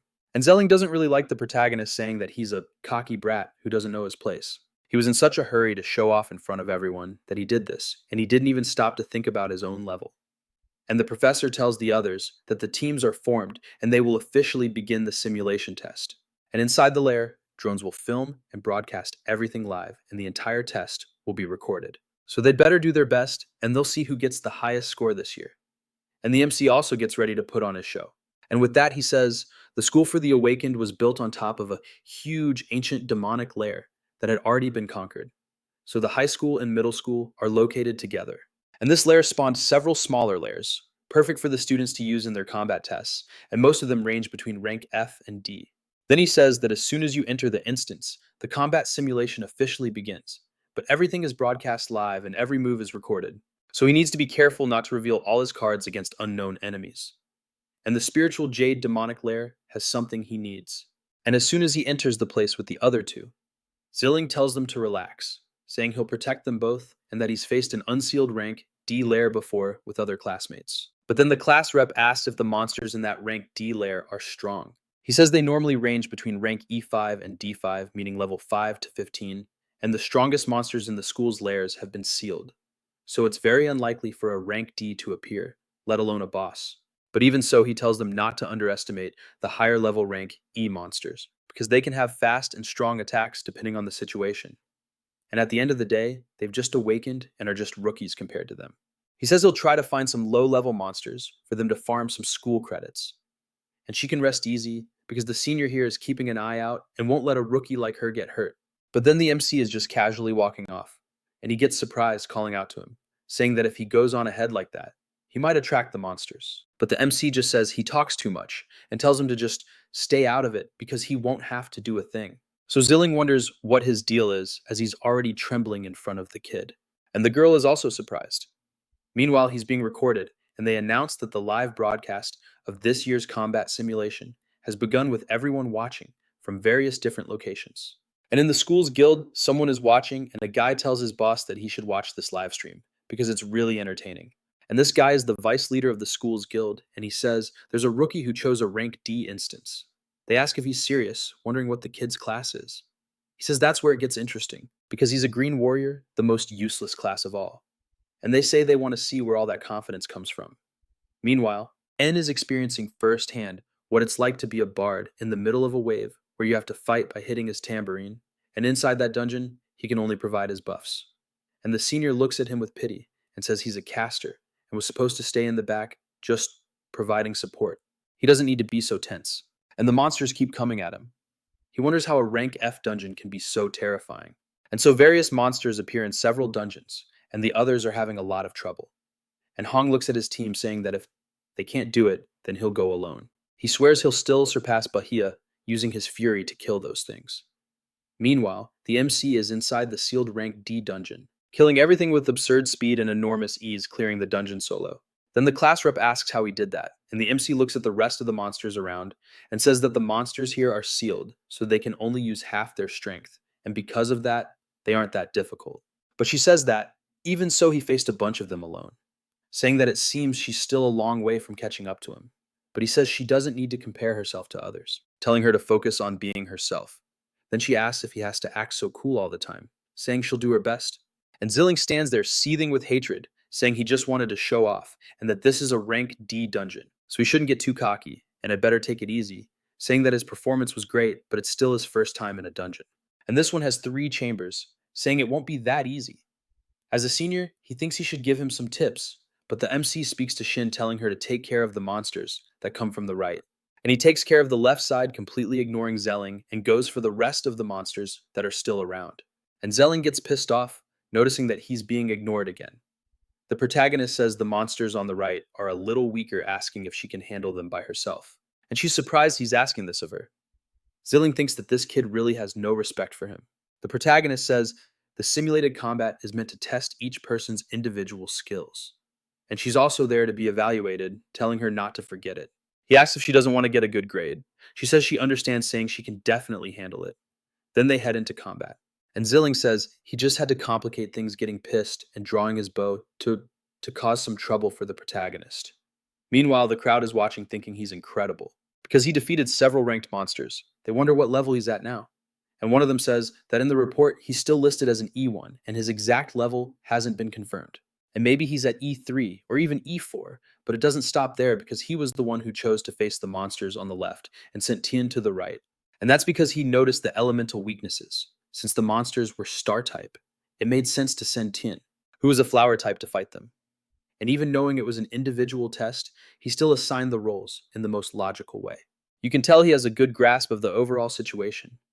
And the professor remembers what the boy told him, realizing he wasn't just bragging for nothing and wondering what he'll do now. The protagonist says he noticed earlier that the star-type monsters are coming mainly from the cave on the right, and besides being low level, they're weak against her flower element, so he had her fight those things. But a huge spider goes after the girl, and she ends up using her wall of vines to stop it. Then she uses the poison effect again to kill the spider and thinks she barely managed to neutralize that thing. Since she defeated that level 6 star insect, she got 30 XP, and she's happy to have succeeded again. The protagonist says that at E rank, mages get a basic skill specific to their class, and the skill allows them to use plants to create a poisonous barrier. And the wall of vines skill, very strong because the thorns on the vines apply poison. He thinks that even though it's her first time in a dungeon, she could face higher level monsters by herself and still keep her cool. On top of coming up with that strategy to use the wall to corner and defeat the monsters, it makes him think she definitely has talent, and the D rank monsters were supposed to be sealed away. But she's managing to handle the ones in front of her. And this way, even with the live stream running, he can get a high grade without revealing his true strength. But he has to remember, the broadcasting equipment is there, and they're following him, making him wonder how he should proceed with his plan. But then Zelling is just standing in the back, plotting against the protagonist, saying he must think he's so clever, just ignoring him, even though he's his senior. And since he can handle himself so well on his own, he's going to do something telling him to try and deal with this. He draws his bow and shoots an arrow of light toward that barrier, flying past everyone and alerting the thing that's inside. Then he claims he was just going to apply a buff, but he asks why the girl dodged, even though he didn't shoot the arrow at her. It passed right beside her, and from the cave where he shot the arrow, something comes out, charging at them, and it turns out to be a level 11 D-rank two-headed lion heading for the class representative. The protagonist notices the lion has appeared, and the girl tries to stop the creature with her vines. But she can't, and she starts to get scared as the lion lunges at her, nearly killing her. So she thinks they're screwed, and that piece of trash Zilling is enjoying the situation. But the protagonist dashes towards the monster, trying to slash it. But the monster manages to dodge, and as it tries to go after the girl again, the protagonist uses Ghost Step to strike the monster before it can injure the representative. And the monster falls back with one of its eyes injured by the protagonist, who managed to land a hit. He asks how that monster is so fast. Then Zelling says he knows that dungeon like the back of his hand. And although most of the monsters are sealed, that two-headed lion ended up being left behind in that cave. So it keeps respawning, and as proud as they are, they're still just newly awakened recruits. He wants to see how they'll handle a real D-rank monster, because to make matters worse, it was also strengthened by his light arrow skill, with an effect that reduces gravity by 10 times, and its damage and speed are significantly increased. And now it has become the fastest two-headed lion of all. So with all those buffs, the MC starts to think he might have to use his full strength on this, and he tells the girl to fall back, because she can't handle that monster right now. And the MC gets frustrated because he actually hesitated a moment ago, and the monster charges at him, while the girl uses Vine Wall to help him. Then she uses another layer, a vine wall with 3 layers in total, to hold that thing, and he's surprised she's still helping him, and she asks if she can join him, promising she won't get in the way. And even though she's D rank, she wants to fight by his side. And Zelling is surprised by that girl wondering if she's crazy, because the lion almost swallowed her in one pounce, just a moment ago. And the MC tells her he thought she would freeze up in fear, but she recovered really quickly, and the girl says, of course, saying she worked too hard to get here, and she's not going to fall now. I gotta admit, I'm starting to like this girl. The girl's just going all in, man. She's not backing down. She's doing better than Zelling, who's just cowering in the corner, scared to death of the mess he himself made. And she also says she's acting so bravely, because as long as he's there, she won't die. Then he says she just used a 3-layered technique. Her elemental power is limited, so she can't overdo it like that. But she says of course she knows that. And the MC thinks that the Shin from his past life was already shining in middle school, as he remembers the girl saying her dream was to join the Divine Squad and become a Divine Officer. And she was a confident, optimistic, and generous girl. And they said she came from a powerful family. But she was always kind to everyone, became class representative back in middle school, and was always dedicated and responsible. And after that, he lost contact with her. And maybe she went on to live an ordinary life like anyone else, but now she's someone he can trust. And if nothing unexpected happens, he should be able to pass this stage without revealing his true power. Then Zelling questions if the two of them really think they can handle it, saying that the vine wall won't hold it for more than a few seconds. And a real fight isn't won on confidence alone. And with their power, there's no way they can face an enraged D-rank magic beast. And he tells them to just wait until they're begging for help and he's the only one left to save them, because then he'll teach them what it means to respect their elders. And just like that, the lion breaks completely free, and the MC says he'll draw the lion's aggro and that it's a nuclear type, so she should pay attention and attack at the right moment. And the girl understands, the two of them split up, and the lion goes after the MC, and he says he just wounded it. So now it's focused on him, and the lion really does chase him as the boy jumps into a nearby stream. But the lion lunges at him, and just then, he tells the girl to go now, and she actually uses the vine wall from inside the water to lift the lion. And the lion looks at her trying to break free, but she dares to trap it. And the lion's rage state is nullified, and its nuclear type becomes ineffective and it becomes unable to break free. On top of that, it's also poisoned. And he says that now that it can't break free anymore, they're going to finish this test and get a perfect score. And Zelling is shocked, questioning how it's possible for a single layered vine wall to trap the lion, since not even he could subdue that beast so easily. On top of that, he was the one who strengthened it. He gets more and more irritated that the kid's plan is working. And watching from the outside with the principal, a teacher says that a nuclear type lion, after being lured into the water, can't use its abilities, but inside the water, flower type abilities become stronger. So, using the basics of elemental advantages and teamwork, they easily defeated a creature of a higher level. And there's also the protagonist's reaction time and leadership. And they are excellent too. He thinks there's no doubt about who will take first place in that combat test. Then they say only the final blow is left, because now all that's left is to get the lion's loot. Then they say that if the entire recording is sent for analysis, he could break the all-time high score record. But then the broadcast cuts out. They wonder how that could happen, and it turns out the drone that was there was shot down by Zealing. He says that without a recording, the protagonist can forget about the highest score. Meanwhile, the protagonist tells the representative it was all thanks to her ability. She says that's not it at all, as she just followed his orders. He says no, it was because she trained her elemental resistance well and was able to use a single ability with so many variations to trap it. And she asks about that. Then while they're talking, Zelling says it's all good since they've already defeated the boss. So he tells them to save the compliments for when they get out and says he's had enough. And the protagonist then says that he knew very well what it meant to strengthen a D-rank beast for students entering a demonic lair for the first time, asking if he didn't know. He says he already told them, saying he was going to buff the girl, and it was her fault for dodging. Then the protagonist says his aim is crap, and he doesn't like it one bit. And Bai asks if as an archer, that's the best he can do. Then Zelling gets more and more irritated. But the representative also confronts him, saying that now she understands why he couldn't get into the school's guild. Then he asks what she said already, drawing his bow again. But the protagonist steps in front of the guy, ready to face him. But since he knows the protagonist is stronger, he stops his attack, sheathing his bow, and says, "This isn't over yet," telling them to just wait as he leaves the area. But the protagonist, as he's leaving, sees the broken drone. And so she says that Senior has an unbearable personality and asks what the protagonist is doing as he picks up the drone. And he thinks it was definitely Zelling, because he sabotaged everything so they couldn't get a high score. And now no one else can see what's happening there. After he leaves, he'll need permission to come back. And the others are far away from that demonic lair. So he has enough time. And he thinks that, in a way, that guy helped him, because now he has the chance to do what's left. And she asks, "What do you mean, and what are you going to do?"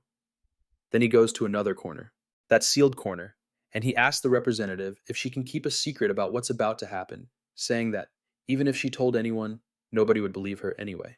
And she asks about a secret, wondering why nobody would believe her and what he's planning to do. The protagonist then pulls something from his pocket, remembering the promise he made with Hong, saying he needs to give him something. The demonic stone for breaking seals is with his uncle, and he takes this stone from his pocket and says he's going to challenge that spiritual jade demonic lair and completely undo the seal. Then the girl says he can't, because this is a D-rank demonic lair, and if he breaks the seal, those high-level magic beasts will all come out at once. But the protagonist doesn't even care, breaking the seal anyway, and tells her to relax because the seal still reduces their power. But she says that, even so, it's just the two of them against a bunch of D-rank beasts. But he says it won't be just the two of them, and then his aura changes. And the girl wonders how he can, because the guy has a very different aura now, saying he's going to do this alone. And she wonders how he's a mage too, as he pulls out his staff. And with that, he asks the girl to wait for him at the exit, while other monsters come at him. She tells him to be careful, but the protagonist faces them head on, changing to the S-rank cloud-type mage and starts freezing those things using his magic to stop them. And she's surprised that he's a red class, because she struggled to trap just one lion. But he managed to trap 3 at the same time, just like that. He says those monsters have been sealed for so long, they must be on the verge of exploding and will all come out at once. And he needs more room. She says she already knows, quickly backing up to give him space. And now a horde of leopards charges at the level 12 protagonist. He says that these monsters might be D-rank, but they've been sealed for so long that their strength has dropped by half. He freezes all of them with his freeze skill.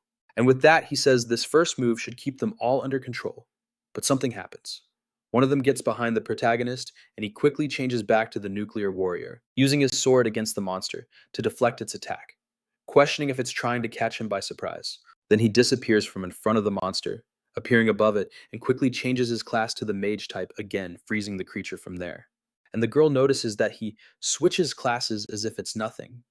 And she thinks that now that she sees how he acts, she understands why he wanted to enter the elemental room so badly back then. Because he was training his elemental resistance, that the foundation of the mage class is to release energy as forces of nature or manipulate objects of the same element within a certain range. She used to think that the more mana she had and the more spells she could cast, the stronger she would be. But now that she's watching him fight, she realizes that the most important thing is control, because elemental power comes from nature and is raw and wild, difficult to master. And only by completely mastering one's own elemental power can one create more varied moves, and he can use a basic skill in many different ways. And she becomes more and more surprised by the protagonist soloing everything by himself. And she notices that he has already mastered this completely. And the truth is, he left them all in the dust a long time ago. She even seems frustrated by this, but in reality, she thinks it's impressive. Then a level 15 D rank infernal mammoth emerges from that hole, which is the lord of the demonic lair. And the protagonist thinks that the boss has finally come out, and it starts to roar in front of everyone as he changes his class again, switching to the nuclear warrior. He says that what he wants is with that creature, so he charges directly at the monster's head, landing a critical hit on a vital point that starts to tear the monster from one side to the other in a single pass. And he thinks that after being sealed for so long, that level 15 mammoth is weaker than the level 10 monkey. And the monster turns to him, even while bleeding, and tries to charge at the boy, who once again rushes forward, using his speed and landing several critical hits on the creature's vital points. And after so many hits, the mammoth falls to the ground, and he notes that it's time for him to finish off that monster, using a world apart the sanctuary. And his title is also activated, the 1 against 100 title. And he manages to hit them all in a single sweep of his skill, killing all those things by himself and farming XP from all the monsters there, gaining 1000 XP from the infernal mammoth alone. And he also obtains 10 savage bones, worth 10,000 each.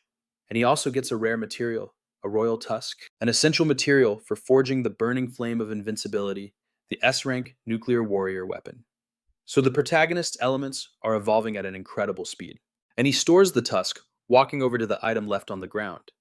And that is the King's Response Stone, a pair of jade stones with a special function. And he says he finally got what he wanted. And his nuclear warrior levels up to level 13 of D rank. And his ice-type mage also levels up to level 11 of D rank. The increased attributes also appear for him to see.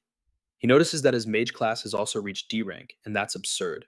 And the 1 against 100 title continues to give him a lot of XP, and the girl seeing all those monsters defeated by him alone is surprised. And the protagonist speaks to Tin, asking if she remembers what he said, and she remembers very well what he had told her. Outside, the teachers are going crazy, because if the seal has really been broken, then they're in trouble, saying they've never seen such a huge energy fluctuation. He warned them to leave someone on guard, and Zilling arrives there alone, and the teacher asks what he's doing out there, asking if he wasn't supposed to be inside protecting the students, and says there's no time to think about that now, and he needs to get there fast. But then Zelen wonders if the seal broke, even as they were heading there.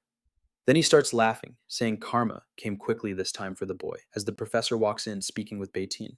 But upon arriving, he's surprised, and the protagonist asks what the teachers are doing there. He then asks if the seal broke, but looking over the seal is completely intact. And he wonders if that machine made a mistake again, but at least they're okay. And on Friday, May 29th, shortly before school let out, Zilling goes to the guild's vice captain. He then tells the vice captain that the material he submitted this time should be enough, because that last spot on the team would be his. But a vice captain apologizes to him, saying the captain has already chosen someone, and he asks who it is. He says he was told that spot would be reserved for the most valuable person, asking if his historic talent still isn't enough. But then the captain arrives, telling him they found the most valuable person, and that Bahia is quite interesting. And she's a gold-type electric assassin level, who knows what. I'm just guessing, but I think that's the same assassin from the beginning. I don't remember these Chinese names very well, but it looks like her. Maybe it is. I just narrated that part only an hour ago, so it's hard to remember. But I think it's the same one from the beginning. And so at night on that same day, that investigator apparently released the protagonist's father, asking him not to cause any more trouble, because it was a lot of work getting him out of there earlier. He says yes, that of course he knows, while continuing to eat his food. The inspector doesn't like that very much, getting close to speak with him, saying he received some news that Captain Hong arrives next Friday, saying he already knows what to do, and he says to leave it to him. While the investigator gets a call, he says that annoying old man is calling again, that he's going back to the team, and that he should go home early too. He says of course he will go home early full of malice. And so a meeting and a farewell come much sooner than expected. But then when that scumbag gets home, he sees no one is in his hovel, wondering where that woman and her son have gotten to. And he starts smashing everything, asking how they dare to hide from him, saying he's going to get them and kill them both. But in the meantime, the protagonist gives the jade to his mother, saying it's called a resonance, jade, and from now on, she must carry it with her at all times. He says that he has an identical one and that if she's ever in danger, she just needs to break that jade in his will, sense it, and he'll run to her at once. He says that without it, he wouldn't feel at ease at all letting her go out alone. And he says that if he's not mistaken, his mother has never received a necklace or any jewelry, and she's never had those basic things every woman should have. However, his mother misunderstands completely and tells her son to stop spending every weekend attached to her, because at his age, he should be going out and having fun with his friends. But he tells her to relax, saying he doesn't feel that need. But she asks what he means by not needing friends, saying that he has to have important people in his life. And he wonders a bit about that questioning, if he'll ever meet someone like that. Then at 8:58, in front of the rank D Wild Demonic Lair, he thinks that now that he's sorted out the Jade situation, he can focus again. And this is another hidden lair he knows about. It only opens at midnight and closes at 1 in the morning, which means he doesn't have much time. He needs to focus on improving. And upon entering the place, he says that in his past life he was already a high-level warrior. And inside he sees the corpse orchid and also the blood-devouring flower. He says that even so, he could only watch his comrades die, unable to do anything. But then he thinks of his comrades killing those two things and obtaining blood petals from them. But he wonders what's the use of having friends, because on the day the gods decide to play, they'll just end up dying anyway. So he needs to get stronger, faster, stronger than anyone else. And the monsters charge at him, managing to grab and bite the protagonist.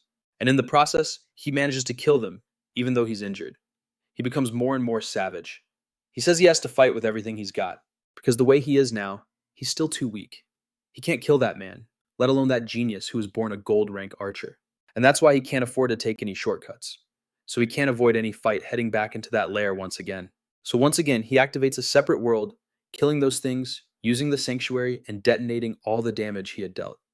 And with that, he keeps advancing, healing himself with his power, and thinking to himself that there are 20 minutes left before the demonic lair's gate closes. He needs to hurry to finish off the boss. Then on May 30th, at 12:39 a.m., he's in front of a gigantic monster. But he notices something, realizing that something is teleporting, appearing right beside him. And it's the level 20 D-rank boss, Yi Myung. And with that, the monster tries to attack the protagonist. But he manages to cut off the creature's arm with his dagger. And the monster looks at it, starts to heal, right in front of him. And the protagonist is surprised that the creature actually has such absurd regeneration. And that monster slams its arm into the ground and starts raising vines from it. The protagonist, seeing this, is a bit surprised, because those monsters from before have appeared again. He notes that even though he had already defeated those demonic beasts before, they've risen again, and he thinks that a D-rank boss shouldn't be able to revive things like this.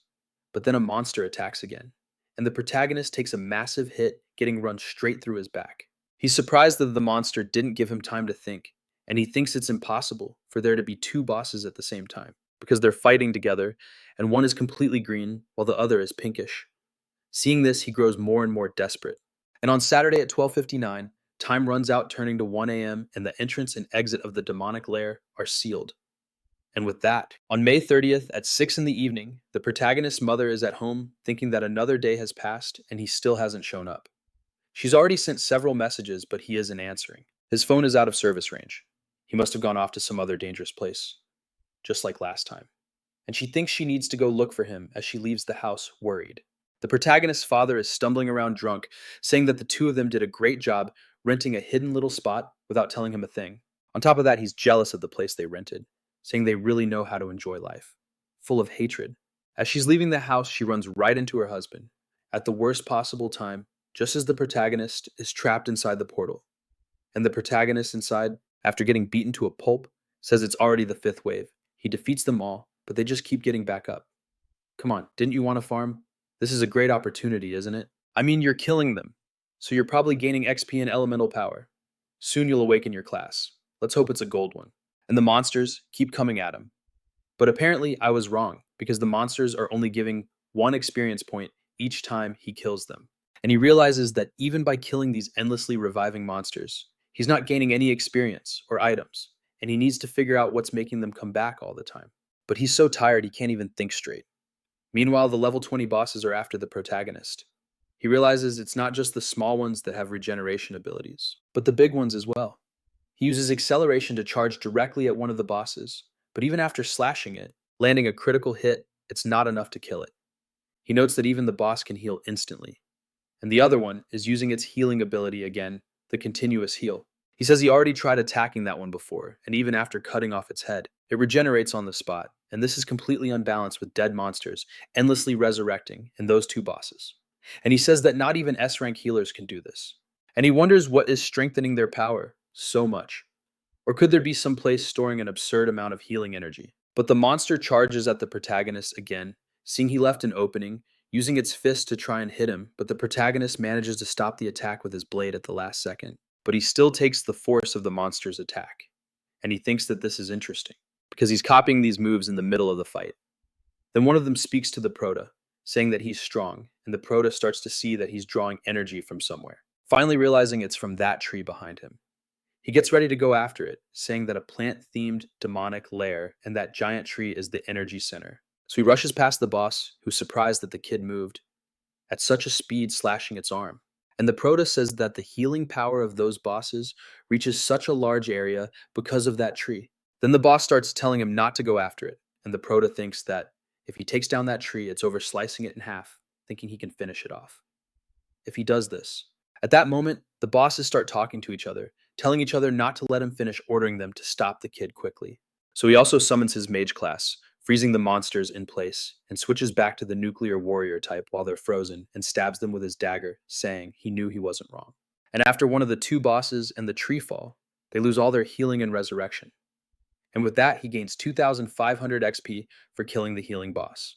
He also gets the high-level item, Binding Herb, which instantly recovers 50% of his energy and heals most physical wounds. The monsters that were with it fall too, and the last one remaining gets scared.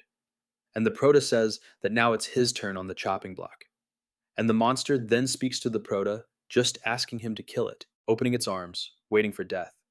And the Prota says it's the first time he's seen a boss like this, asking if it lost the will to live, because its brother died, and says he'll give it that piece, killing it without a second thought and getting another 2,500 XP and also the high-level material.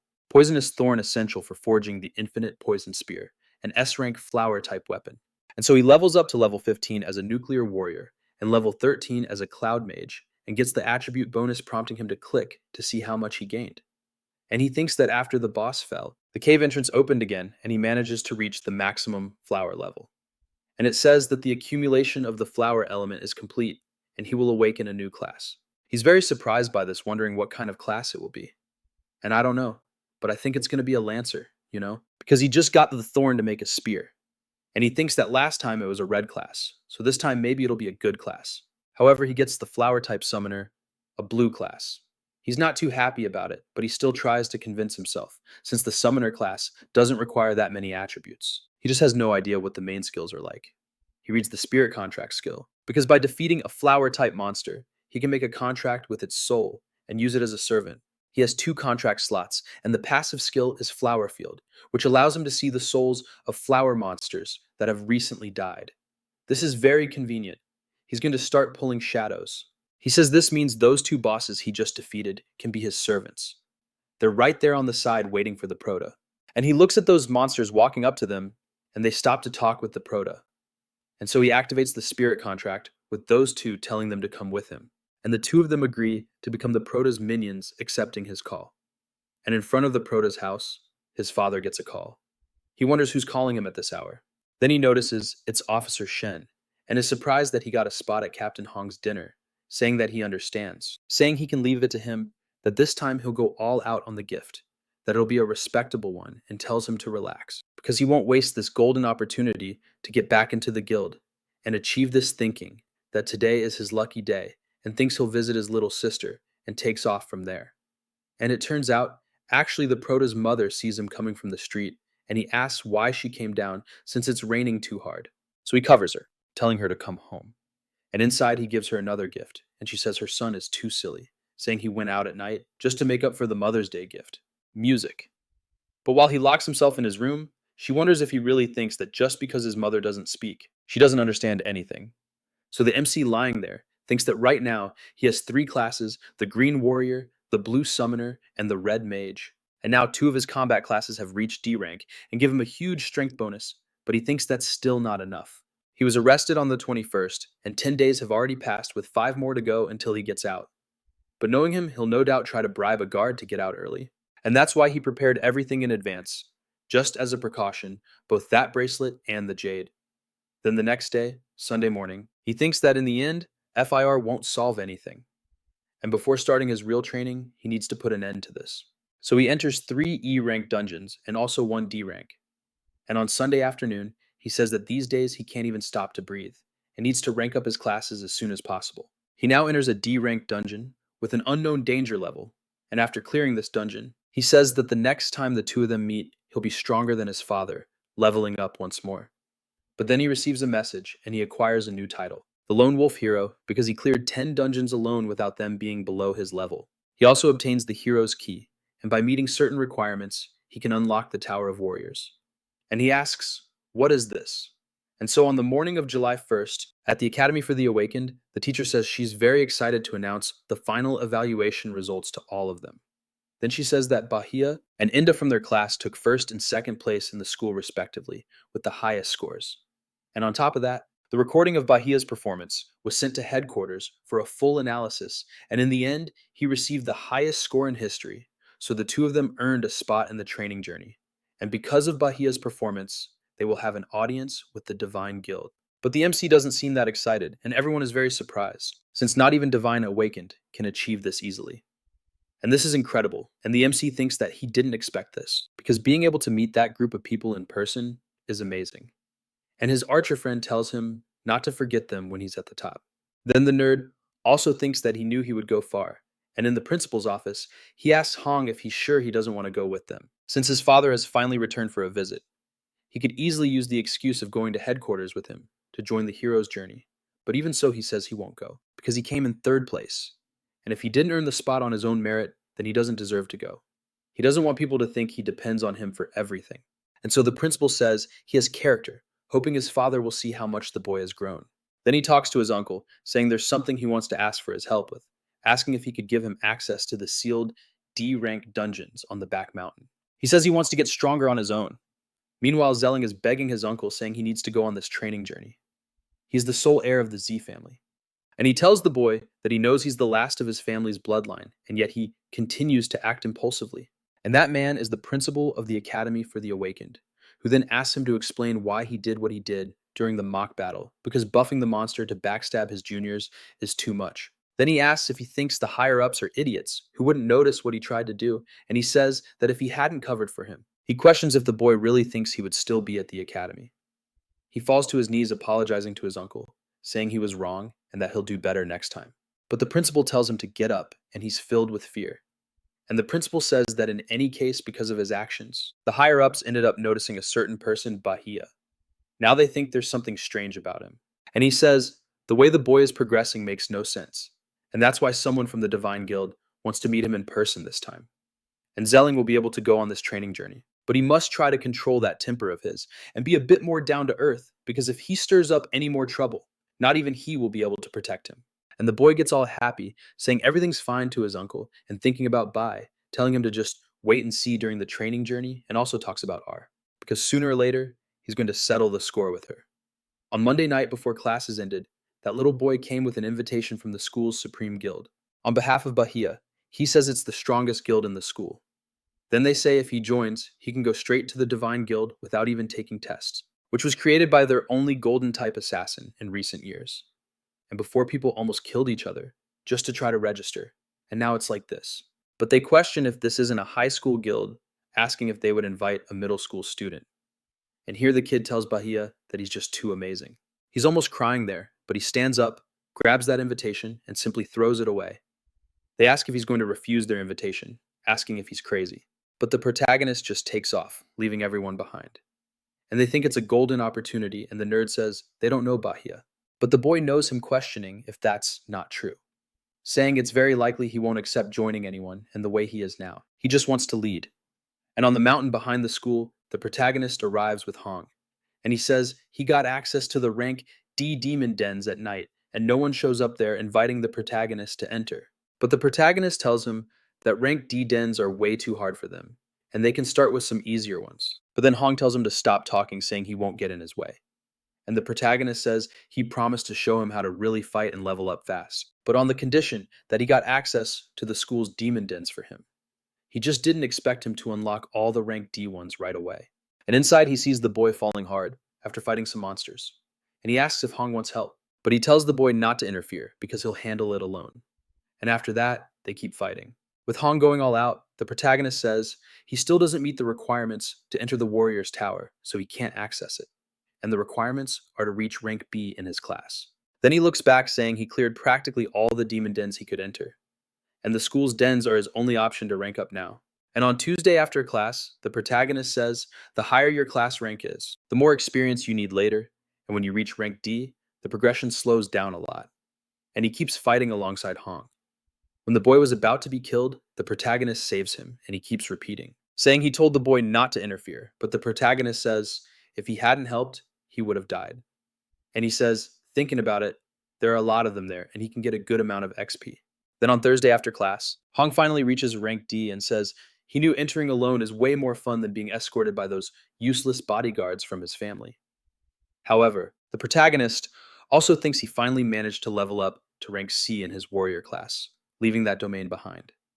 He says with the attributes he has now, he can handle it easily, and he gains a new skill amid all that chaos. And on Thursday night, his mother asks Bai if he went out with any cute girls these days. Man, his mom is really adorable, I gotta say.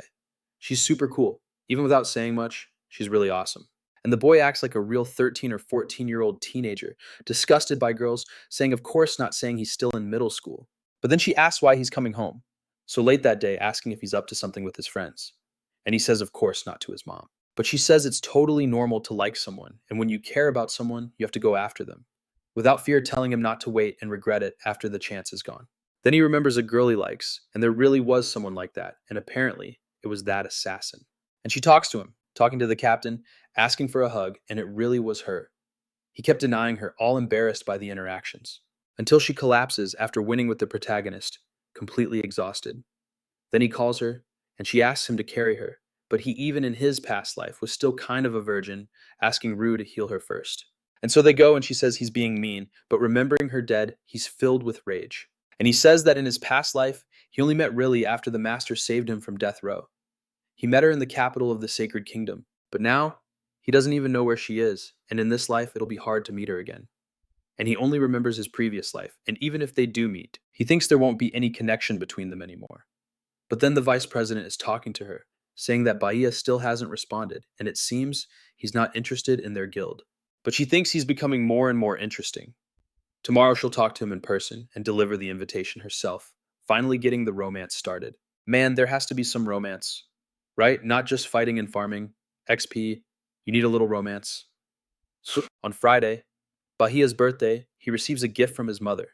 So she tells him it's a birthday present for him, and he's surprised as he opens it, seeing that she gave him the gift, along with a letter, wishing her dear son endless happiness and the courage to live the life he chose.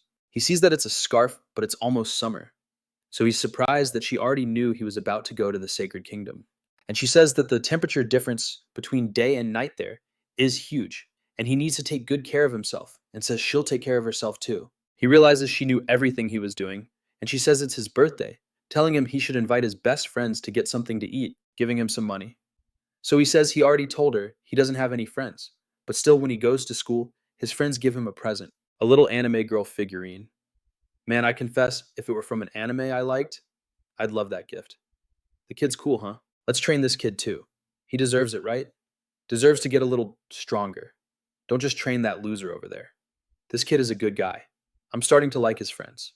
He's the one who's a pain, man shutting everyone out. Train the kids too. They might be able to help you in the future. Then the nerd asks how he likes the birthday present, saying it's his favorite model and that it's very eye-catching, and the protagonist thanks him a bit awkwardly. And the nerd says his own gift is too tacky, telling the protagonist to look at his, and says it's not so easy to get one of these nowadays. Then he notices it's the original tape of his favorite movie, The Great Truck. and says that in his past life he used to skip class with him to watch old forbidden movies.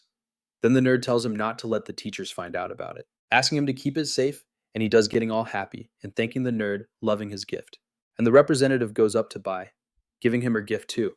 The two boys are surprised, noticing that it's a rank A weapon. It's the unidentified enchantment gem. And the protagonist is very happy, but says he can't accept it because it's too valuable, so he tries to give it back. But she says that if it weren't for him, she wouldn't have been able to get into the training journey.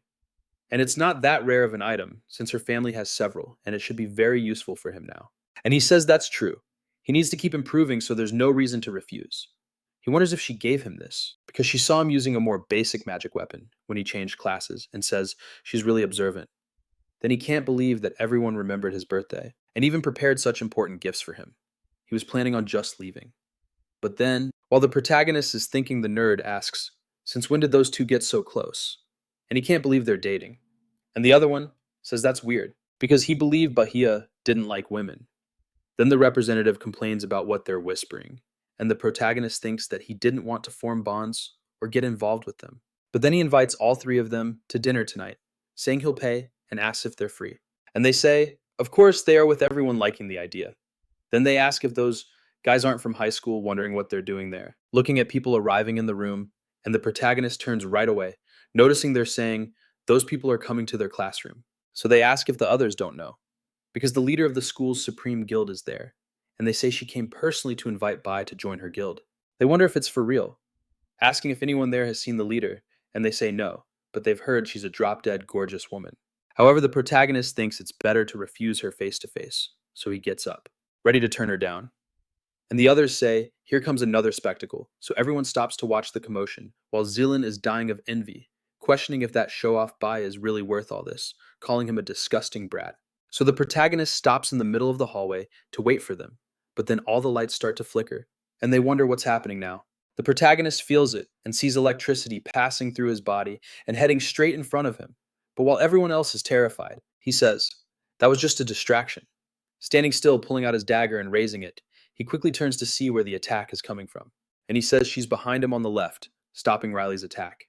Then they wonder what just happened, because that speed is incredible, and she actually appears in front of him, and he's shocked, looking to the side and seeing her there.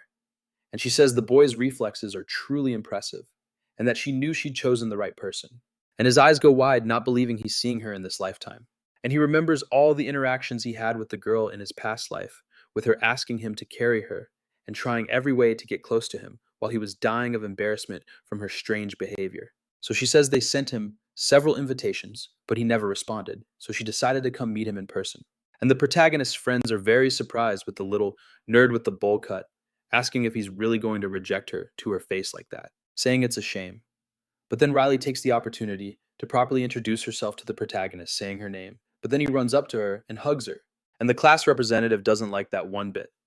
Zilan even less so, and Riley is very surprised, and the protagonist says he hasn't seen her in a long time, completely cluelessly grabbing her in front of everyone. What a weirdo. The nerd with the bowl cut says this is going to cause a lot of talk, and that they hugged just like that in front of everyone. This looks like a real-life romance between different social classes, but the other nerd says she's not even older than him. Riley was in his grade, but she awakened in her first year of middle school and ended up skipping straight to high school. The class representative is also completely surprised, and Riley simply disappears from the protagonist's arms, appearing behind him, poking the boy's back and asking if his hug means he accepted her invitation, and says the school's supreme guild is fully funded by her, and he would have the best resources, and there are much faster ways to get strong than farming in the school's dungeons after class. And they both want to get stronger, and who knows, maybe they'll fight together one day. But even so, after thinking for a bit, he says he won't join the Supreme Guild, and that he won't be here for long either. So joining the guild doesn't make sense. But even so, he takes the girl's hand, saying that he'll soon create his own guild, and when that happens, they might end up fighting side by side. The vice captain arrives, asking Riley what she's doing, and says that Captain Hong has returned to campus, and the principal asked her team to go welcome him. While she answers the vice captain, she speaks to the protagonist, saying they'll meet again on the training trip, and they can talk more there, including about that long time he mentioned, and she leaves him behind. Zilan is furious, because she didn't react the way he wanted by slapping the protagonist for grabbing her, and everyone notices that he refused the Supreme Guild leader's invitation right to her face, and even invited her to join his guild, leaving them very surprised. And what does he mean? He's talking about creating a guild, because that doesn't even make sense to them. Besides, he's not even of legal age, and starting a guild costs a fortune, and eventually his act will fall apart if he keeps this up. But one of them remembers that they say he got the highest score in history on the middle school evaluation. And get this, that's not even the most insane part. Because he just hugged the leader of the Supreme Guild, and she didn't even push him away. And the protagonist thinks he never imagined he would run into Riley like this. Because the identities of the Divine Guild members were always confidential, and they never asked about each other's pasts. So he never imagined that Riley went to the same school as him, and he thinks that because of that, this reunion almost never happened. And he starts to think this was an unexpected birthday present. I was even thinking the protagonist was an idiot for not knowing Riley went to the same school as him. But I have to remember that in his past life, he killed his father for attacking his mother and ended up in prison. So he most likely didn't even finish school properly and doesn't remember much, aside from the confidentiality rule in that guild. So it makes sense that he really didn't know about her past. He never knew she was the leader of his school's supreme guild. Man, the development is so good, and the story is even better. And if you want to see what happens next, smash that like button and subscribe, and I'll bring you the rest. I'll definitely see you all in the next video. Zai.